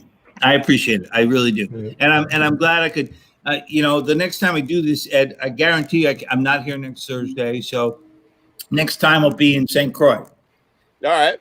But I'll be glad to do it down there. Yeah, we're definitely doing. When are you going down? Before the New Year, or what? When are you going down? New Year's Eve. New Year's Eve. We're doing a Christmas Best show. prices in the world are in New Year's Eve, man. That sounds great. Yeah, it really is. And I guarantee all of you musicians, I don't know your skill levels. I know Billy's, but I don't know the rest of you. But you can all earn a living on St. Croix. Well, because the local talent pool is weak. So when we come down, and my wife plays piano with me, I don't know if you guys know that, and she's a monster. She's scary good. And when we come down, we're a duo when we're full every night, because that's great. Yeah, any of you guys want to come down, hook up with a band. There's 25 bands that are putting up really, really weak, talent. They got tequila, they got marijuana, and they got babushka in there. Buddy, you don't have any idea how much money you could make in St. Croix. I could put you together with 4 musicians right now, and I know them all, and you'd be the best act on the island, and you'd own it. We just do our duo, and everybody loves it, but you're a rhythm and blues, singer. They would kill to have somebody of your talent. But we all do what we gotta do. And it's 84 degrees. Yeah, it's 84 degrees every day. I'm 3 weeks from now, man. You have no idea how pissed off my wife is, because we have 2 grandchildren, and I love them dearly. But I said to her at dinner tonight, I said, I can't wait to get out of here. And she's like, I said, I know. I'm a horrible human being. I'm a horrible human being. And we went over to their house tonight and brought some wine, and I played with these 2 children, and I love them so much. I am a selfish human being. I just need to go, Yeah, right. And she's not happy with me, and I'm 35 years married to this woman, so that makes it difficult. Because she loves them more than she loves me. I got to be honest with you. But she has to deal with me because I'm paying the bills. So, so we're going. Anyway, I kept you guys too long. I'm sorry. Good to see you, Dave. Fantastic. I appreciate it so much, and I will. I know the next couple of weeks I won't be able to, because I know what I'm doing on Thursday nights. But after the first of the year from St. Croix, I will gladly do it and see if my neighbors start bellowing. We will see you then. Okay, it's nice to see you guys. Randy, I've seen you all the time. What, bud? Love seeing you and hearing you all the time. Thanks, Billy. I appreciate it. I have loved seeing you and hearing you all the time when I was a little boy. So that's scary. Yes, it is. But he looks good, so who cares? I'm gonna go. Thank you so much. We'll be right back with Eric. Stay safe, my friend. We'll be right back with Eric from Light Warriors. Eric, start your engine.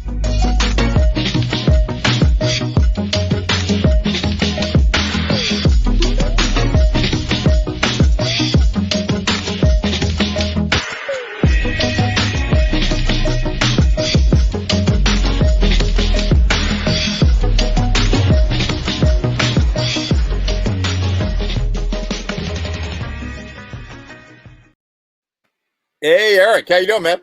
Good, Ed. How you doing? I finally remembered I finally remembered what day it was. Yeah, you know what? Everybody's been having this problem, including me. I can't remember when it was. It was in the last few weeks, and it was Thursday, and it was about, I don't know, it was about 6 o'clock in the evening when I need to really start getting into show mode. Yeah. And I was like, I wonder what I'm going to do tonight. Like, I don't think I have anything going tonight. And I was like going through binge watching, and I made myself a nice dinner, and I kicked back with the cat, and then I went, oh my God, it's Thursday night. I totally forgot the show, you know? Yeah.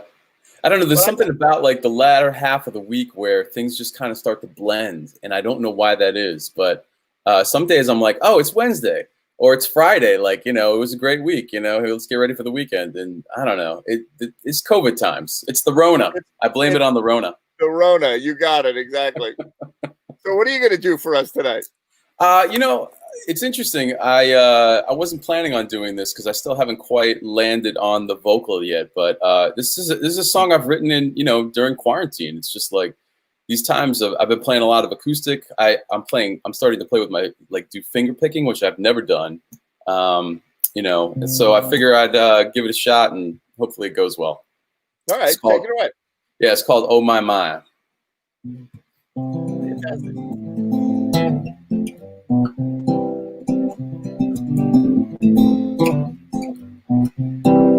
Oh my, here comes another day.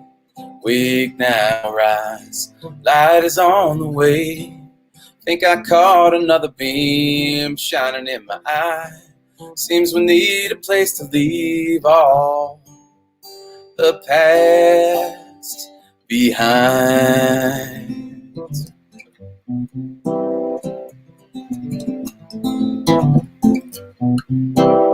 Oh my, takeovers come again. Gusts of life catching up with the wind. Days they fly and seem to blend. The pink moon passes by. Smell the freshness in the air, pushing the past behind.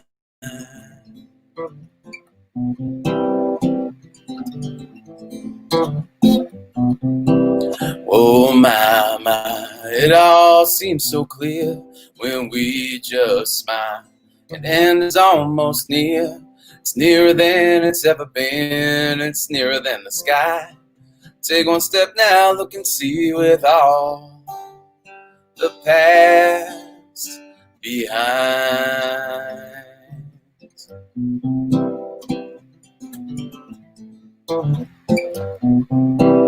Oh my, let's shout out for our friends. Bang that drum, New York 7 p.m.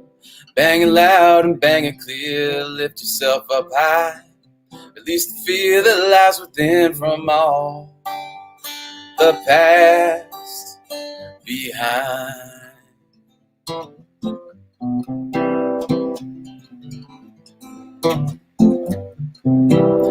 Oh my, get out, do it again.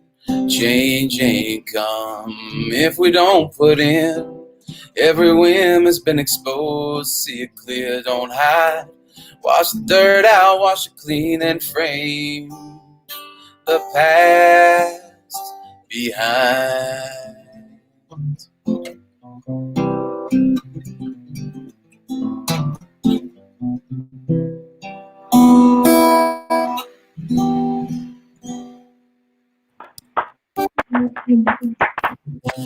Yeah, still working on it. I like that, but it's it's coming together. It's so weird.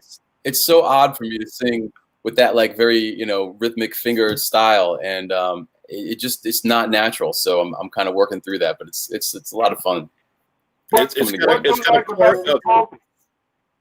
don't you like about your vocals? I just haven't. It doesn't feel natural yet. You know, Billy, when you really know a song, you know, and you really know it to your core. I'm not there yet with this. So okay, and it's because I'm concentrating a little bit more on the finger picking. You know, the core hook is really good. Thank you. Well, Thank I you. love the vocals. So if you're going to put more into it after that, it's going to be even greater because I really like what you just did. So. Oh, thank you, man. Thank you so much. Cool. How's everybody doing, man? It's good to see you guys. I'm sorry I haven't been around for a while. Good to see you as well. I hope you're doing likewise, okay man. with this whole crazy COVID world, you know? It's insane right now. It's absolutely insane. But yeah, doing as well as anybody, I guess. You know, we're all. It's interesting how, like, you know, I'm not an anxious person, but some days I feel like anxious about when are we going to get past this? When, you know, like, what is it going to take? How like is there enough death and enough sickness and enough illness for people to see the reality of, like, how do we come together? This is something that's affecting everybody in the entire world. That is How, correct. you know, how do we come together and, like, see the unity in that? Like, it's a shared experience. Yeah, I'm not seeing any of that at all. I'm seeing, like, what about me? What about my thing? What about my rights? What about my... No, there is the other half of that, because there are people that are sharing and doing things, and, you know, our responders. These people are really into understanding what's taking place and putting themselves out there. It's the majority of us, our regular people. We don't know where the hell they're going. That's the problem. But there's a lot of good people that do the right thing. I agree. Absolutely. Of course there are. Yeah, I agree. I also think it's, you know, a lot of people haven't had to spend time because you're always going someplace. So people have more time in their hands.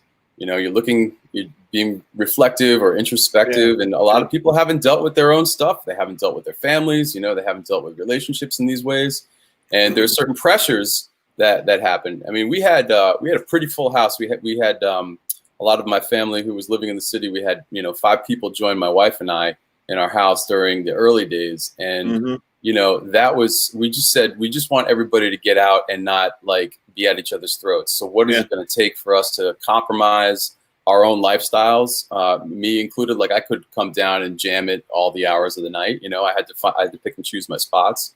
That was a restriction, but, you know, it was a great sacrifice, because we had, like, family movie nights, and, you know, just really wonderful things happened. Not to say that there wasn't stress, but we all had the right attitude, and a lot of people struggle with that, I think. You know, I've seen, you know, on the flip side of it, I had some really interesting family challenges on my own side of the family, like my dad and my brother and all that kind of stuff, and, you know, it did not go well. And I got to tell you, man, like, there was the spectrum of that. It's a learning experience from the bad and the good. I'm sure each one of you have found something that when you're alone and you're just, you know, that you've done that you never thought of doing before, that you actually kind of enjoy. Because, I mean, there are things bad coming from it. And to me, I think pay attention to some of the good and carry it on to when it's gone, you know? Oh, yeah, That's absolutely. Couldn't agree more. I mean, so ultimately, we're all in a good place now, but, you know, we'll see. Yeah, we'll see what happens. I feel the same way. There's 5 of us in my place now because everybody lost jobs, came home, all that stuff. There's enough space where we can go into neutral corners, if you will, and not drive everybody crazy. And you said it before, if everybody has the right attitude, that's fine. But, you know, essentially, I got nothing to complain about. My only complaint is that my entire social life has been reduced to this, which I'm so glad to have. But this is my social life. I never go anywhere. It's you know. Yeah, my corner, my escape place, I came 100 miles west into the woods, you know, like, so I'm not even tempted. I'm not even tempted to go out to a gig or to a whatever, go shopping. And, you know, I call friends of mine and they're like, I'm at the store. I'm like, don't be at the store. Stay home, you know? So everybody delivers. Everyone delivers. But I will tell you this, I'm getting used to this. Being home and being comfortable with myself and being comfortable with just getting up and figuring out what the day is. I don't know about going back. I don't know. I have agoraphobia now, and I'm going to keep it. I kind of like it. I'm so with you. I think we'll all go back and spend a little more time with ourselves after this. Things that, you know, we're so busy and into so many things, we really didn't. It didn't come to us, but now that we've done it and we've enjoyed seconds of it, I think we're all going to have that little time. Okay, guys, not now. I got, you know, that kind of thing. Well, you know, it's also funny. I come back to Connecticut. You know, I get in the car and I come back to Connecticut once in a while. This happened to me a few months ago, more like 3 or 4 months ago. I come back to Connecticut and I went to Costco for something. Like I was like, I'm going to get a chicken. And I'm going to get a, you know, whatever, a hard drive or whatever it is. And so I went to Costco. Chicken, you think of Costco. Exactly. So I go to Costco to buy 2 items, And by the time I left, I thought I was going to have a heart attack. Like the woman cut me off in the thing, and then they push it and the pushing and shoving. And like, there's none of that in my little safe little woods cabin here. It's all quiet and peaceful and polite. And even the cats are, when they fight, they're nice to each other. But like the people tailgating me and honking at me at a light. And I'm like, oh my God, like I'm not used to the rat race. I lost my edge. It's people are so intense on the road right now. I don't want to go anywhere either. Like I go to the local supermarket when I need to, and that's it, man. No, Eric, you're right. The couple of times I've been out, it's like accidents on 95. No, what? Some unbelievable, ridiculous things these people are doing with cars out there. Yeah. Unbelievable. The speeding. Yeah, not just speeding. This one guy was in one of those little Toyota revved up tubs the kids do. I drive it. This guy had to be doing $120 or more and weaving in and out of traffic. When I got down to Stanford, he went to a tractor-trailer truck. Jesus. Come on. I mean, how can you do that all the time, Yeah, right. I got a couple of miles with the whole time. I've lost my edge. I've lost my ability to cope with all y'all out there. Like I can't do it. No, well, at least when it comes to driving, I literally do. Well, I am an old man, and now I drive like an old man. I'm like, if I basically go just a little bit at the speed limit or below, everybody's going to get away from me. They can't wait to get the fuck away from me. I'm like, fine. Well, nobody honks at me here because there is nobody. Like I could drive around and I never see another car. But I go to Connecticut and I sit at a light, and if I'm not moving when that light turns green, I'm like, what? I'm just like, what now?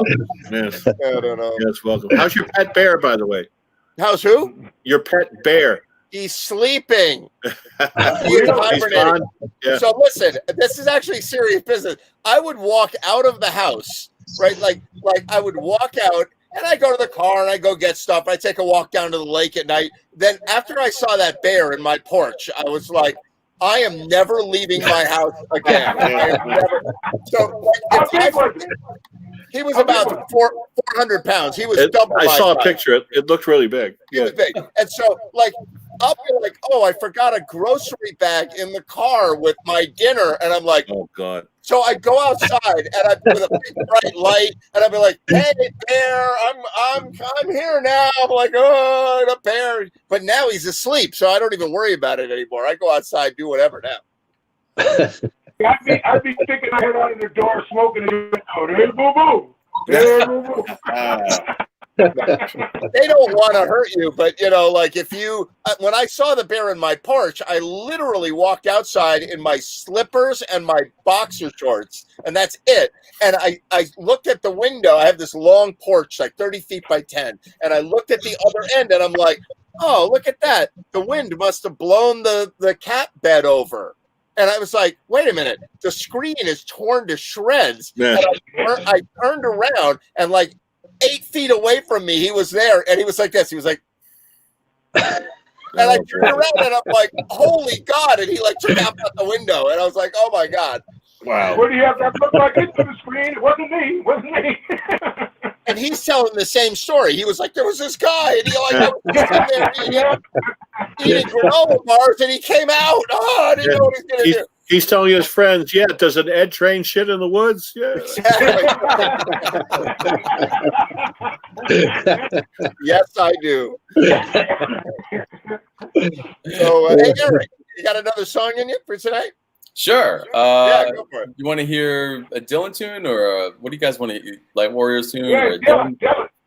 I told you this. I have told you this. I've told you this before. I kind of hate Bob Dylan, but I love it when you do Bob Dylan. Okay. All right. I'm gonna do. You sent me those backing tracks. You sent me rehearsal tracks for a show that you and I did together with Bob Dylan. Yeah. Show, right? Yeah. And you sent me those tracks, and I left that in my car for a month. I was listening to that. And That's you're, awesome. by the way, you're in my car in a big way. Like the Light Warrior CD is the only CD I don't know that I own. It's in my, it never leaves my CD player. And once in a while, like I like, oh, and I hit the button and like, Light Warriors, and I like rock out the Light Warriors. I don't have any other CD in the car, so that's amazing. We have 2 albums worth of material that are coming out. One of which is just a bunch of variations of one of the song we did in. I think we released it back in June. It's called One, and so we've got people from. I got friends from Ghana and Ethiopia doing versions. I've got like a friend from the Dene tribe out in New Mexico. She just dropped a killer verse about like reparations. So. And you know, Chris, my saxophone player, did his own version. I've got an acoustic version of it. So it's like 8 or 9 different versions of this tune. And what's interesting is that it's not boring because we've changed the instrumentation around. Like you know, so it's actually a new track. It's not just the same track with the same beat. You know, so it's kind of so we're looking forward to getting that one out. That's probably going to be in January. And then what's the name of the song? It's called One.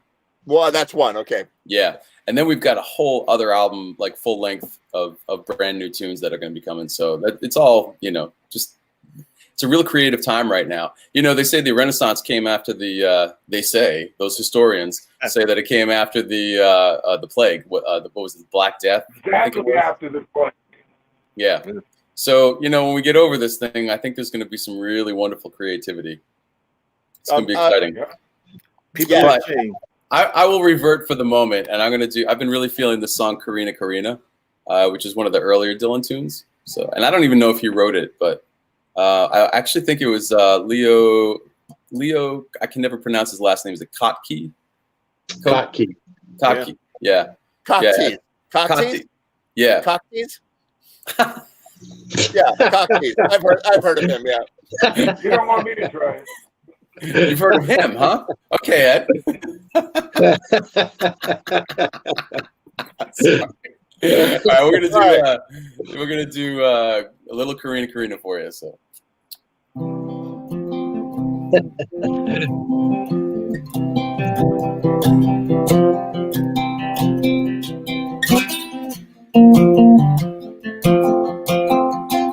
I think I fucked it up. Let me try it again. I think it starts on this chord. Yeah, there it is.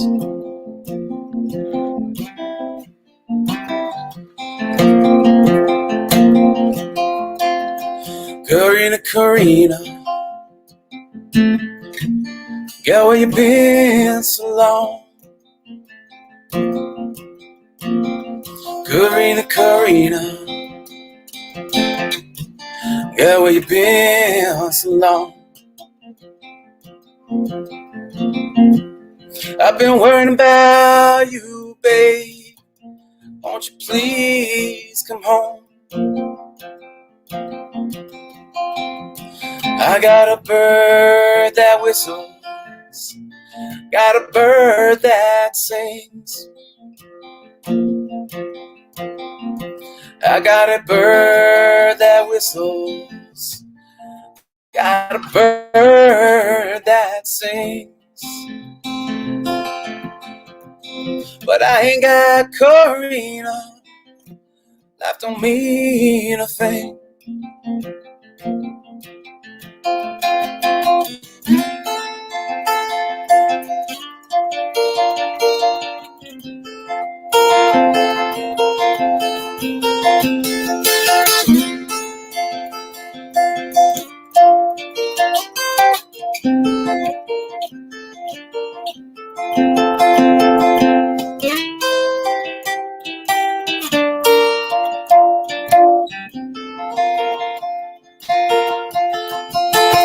Karina, Karina, girl, you're on my mind. Karina, Karina, girl, you're on my mind. I'm not thinking about you, babe. Just can't keep from crying.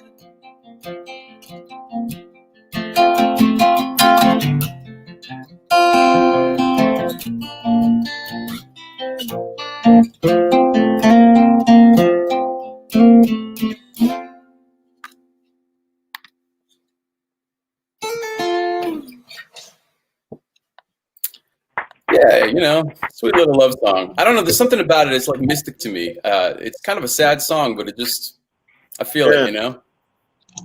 Yeah. No. Nice job. Yeah, it's a good song. Kind of great. Like when you do that stuff. Yeah, I love it. Nice, At Eric. some point, there's going to be a Dylan covers record. I just have to do it. It's a matter of when. Yeah, you do. You do it very well. You do a nice job with Dylan. Better job, in my experience, than Dylan. Yeah. I'll avoid playing the harmonica for you. I'll buy a copy as soon as it comes out. Yeah, Thank I agree. you, brother. I agree with that. Are you on Thank you, guys. Spotify and all that stuff? Not the solo stuff yet, but Light Warriors is on Spotify, and my other band that I just do mostly experimental music with, but we did a Dead covers record. It's called Ecstatica, and we're actually working on. We just did this year. We released an EP called Blues for Ed.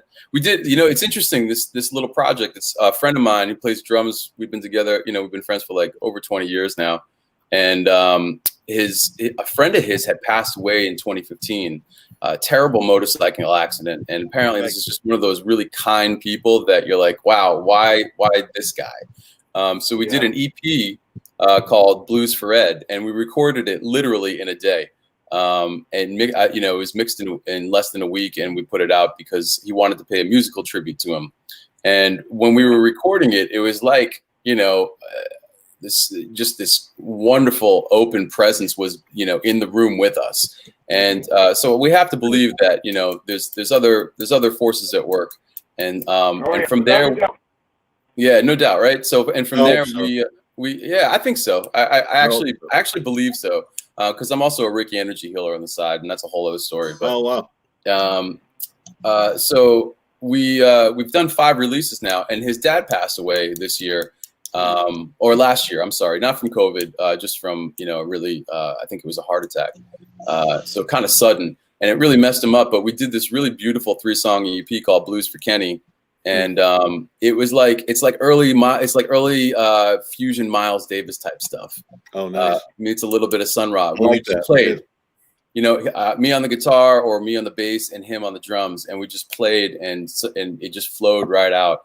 Again, it's just really mystic type stuff that we were doing. So we've got a new album in the works as well, just a recording project that we do. And I would say, what a great year, despite the shit of Corona that we talked about earlier. For me personally, it was actually a creative high point, because the last album that I'll plug is called Human Tribes Collective Codes of Creation. This is another one of those records that just flowed right through me. I had a week. Okay, wait a sec. The title flowed through me. What is that again? You said it like it's nothing. It sounds really complicated. What is it? It's so I'm calling the project Human Tribes Collective, and the name of the album is called Codes of Creation. I'll send you a link. I think you'll dig it. Right. I purposely didn't want to do guitars or basses or drums and Western instruments, and I use a lot of MIDI and a lot of percussion. Right. And this was just one of those things that I was experimenting with. I had no intention to release it, but over 3 days in February, this thing came right through me. And again, it was just, I was just an instrument to whatever force was working through me. It was one of those things that was just so beyond me. Everything's almost first or second take. Of course, I can't play a lot of those instruments, so there are some edits and samples that I've used of my own playing, in addition to other things. But it's just like one of these. I think Dave was talking about this earlier. The spirit, the God, whatever you want to call this other greater force at work is really present right now. I think and not to get all spiritual and trippy and like namaste on you, but I really believe that with all this introspection that everybody's doing, at some point we're going to enter this age of transformation, because we just cannot keep moving forward the way we have with the earth, destroying the earth with all that movement, with all the drilling. Like the earth will destroy us. Yeah, I mean, it's no coincidence that when you destroy the lungs of the earth in the Amazon and other places, that we have a lung disease. I mean, absolutely. It's just got it's so obvious, it seems. But you were hinting before that. Not for the dollar bill, not for the people. And as soon as we get the people to want to do with the people, I mean, logic dictates: take care of yourself, take care of every living thing on the planet, and the planet itself. We live a long time. You don't, we die. Amen. Real simple. Yeah. It's logical. And you were hinting before it that the Earth will be just fine over its overall lifetime. The great George Carlin, talked about people were freaking out because we're gonna have a nuclear war and destroy the world with nuclear. He was like, the Earth will shake that off like a common cold. This planet has been around for billions of years, and we'll be gone, and the planet will be fine. It'll get rid of us before we, Well, I like what he said about man. The dinosaurs were big, giant things with brains this big, and they were here for millions of years. We've been here this long. Yeah, right. We've been here 10 We got seconds. disposable phones, but it's not working out. Yeah.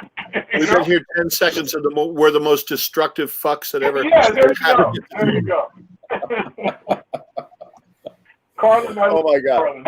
So, Eric, I have a question for you. Yeah. Are you a vegan?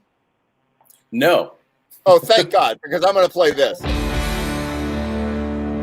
Have you missed the whole steak phenomenon, the whole prime rib thing on the show? Have you missed God, that looks good. I think I might have, but So Dave Lindsay comes on for Thanksgiving. This guy right here, right? He comes on for Thanksgiving, and he's like chowing on this prime rib, like while we're watching the show. Amazing. Like hour 3, and he's like chowing on the prime rib and whatever. And then so I'm telling a story about my favorite restaurant, which is in Chicopee, Mass, and I do not get money from them. They will never even know that I do this. But just watch a minute of this. Just watch 1 minute of this video. This place is called Bernie's Dining Depot, and it's like a diner. All right, here's the concept. It's a 1950s made in a factory stainless steel diner, right? Awesome. And then they got a railroad car from like a dining car from like a Pullman beautiful dining car, and they glued it on the side, right? And then they make amazing prime rib. And this is it. Prime rib lovers, it's time to open wide. Really, really wide. Because you've never seen a side of beef, slow roasted, juicy, tender, perfectly marbled beef like the one they serve up in insane proportions at Bernie's Dining Depot in Chicopee, Massachusetts. Before we slice into the prime rib, let's slice into Bernie's backstory. I don't care about their backstory. All I care about is that's all I care about. That looks so good. That was a good aged bottle of Cabernet. Yeah. Beavis. It's so I'm telling funny you. because I am sorry to my vegan and vegetarian friends. No, I'm not sorry. Okay, I'm gonna do it. Okay, my God. So Thursday yeah. we get Thursday. I get my local paper, Norwalk Hour, right? Yeah. Thursday is the day that they include all the grocery store circulars. So Okay. I'm looking through the ShopRite circular, and they've got prime rib going on sale next week, and I'm like, I'm there because that was so good on Thanksgiving. Yeah, I couldn't get enough of it. That was fantastic. So hey, I'm going back for more. Jenna, wait a minute. Do you actually know how to do prime rib properly? I think so, yes. Because I don't. Like, I've never made prime rib. I've always gone to a place that does like a side of beef, and then like they carve it off with the bone. I do it for Christmas. It's it's my trade-off from turkey. I do it every year for Christmas. Is it deadly hard, or is like you put it in the oven and no, a good butcher will how to do it in 30 seconds. All right, so how to do it? If you have a really good piece of meat, it's almost hard to mess it up. I don't want to talk about your beautiful piece of meat really fast. You gotta take it down here. Okay, fine. Exactly. Is it so? I gotta know. Is it a broil or is it? Do you bake? What's if you're gonna cook it? Slow, what's right? the Like secret? 5 hours like a turkey. Yeah, I broil on slow. a bed of root vegetables on a rack with and you separate the actual meat part from the bones, but the good meat is between the bones. It's a whole thing. It's a yeah. All right, Randy, I'm gonna find out from you. I'm gonna come on over. I have a wine cellar that paired up with some really good old wine. Telling you. Okay, I'm in. I'm in too. I'm telling you. I gotta ask you guys. I just came on, and I kind of caught the tail end of your COVID conversation. So I got a text message tonight that said, "Do you want to play the Warehouse on December 26th?" The Warehouse, Fairfield Theater Company. Oh, this year, December 26th? Like in 3 weeks. Nice. And I do want to play the Warehouse. Yeah, of course you do. I've never played there. I've played, I played some other places around. Played the Levitt and Ridgefield Playhouse, but I haven't played at the Warehouse. I think that would be a fun time. I don't really want to decline this gig because I feel like it would be a good, I would enjoy doing it. B, I think it would be a good opportunity. And if I don't do it, there's going to be another drummer who's going to do it. Mm-hmm. But I just feel like it's not the right time. And I've seen the setup. You guys know Mark Bridgman. Some of you know Mark. He's a bass player. He's got a project called the Tom Petty Project, right? And they just did three consecutive nights there. And so I went on their Facebook page to see if I could see anything about the setup or anything. And they have, like, the whole stage is enclosed with a plexiglass wall that looks like it's, 8 or 10 feet high. In between the band members up front, there are plexiglass partitions. I couldn't really see what's behind them, like for the drummer or whatever. But on the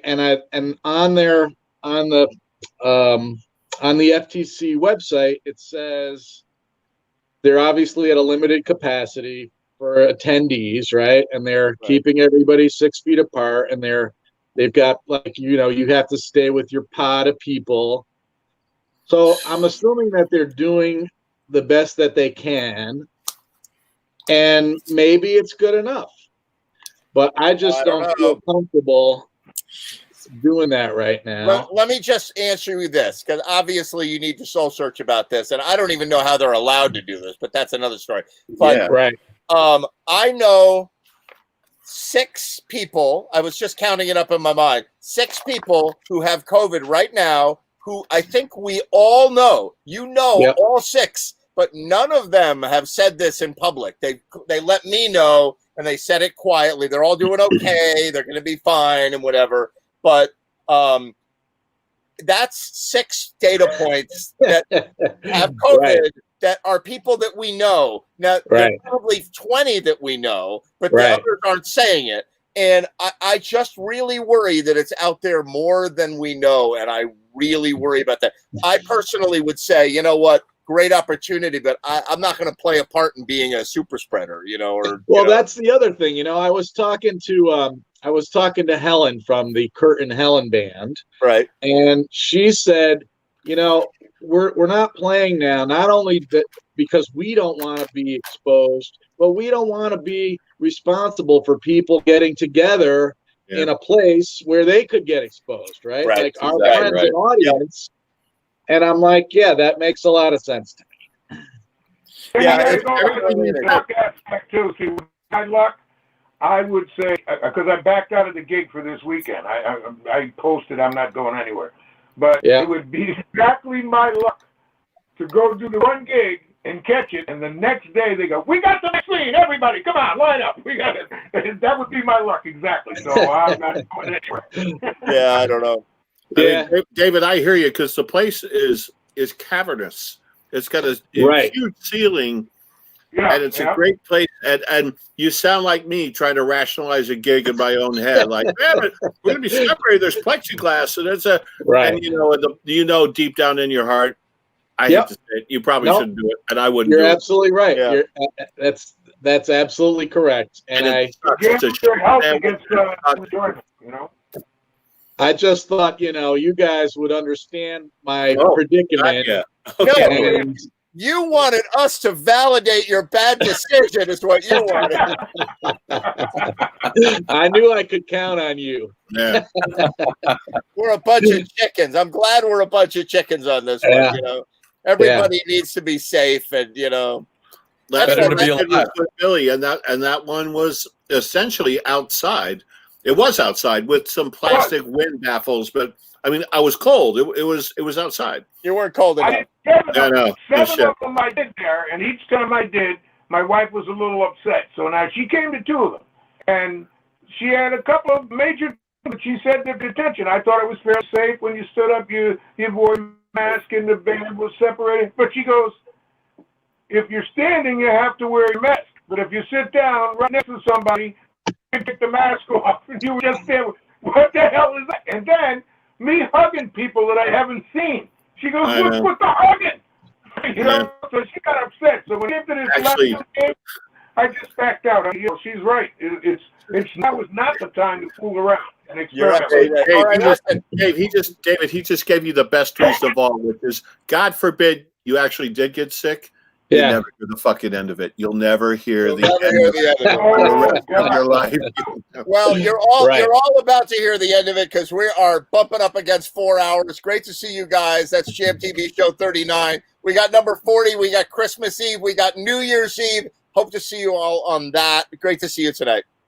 Thanks, guys. Good to see you. I'm going to leave you with this. Here Thank we you, go. guys.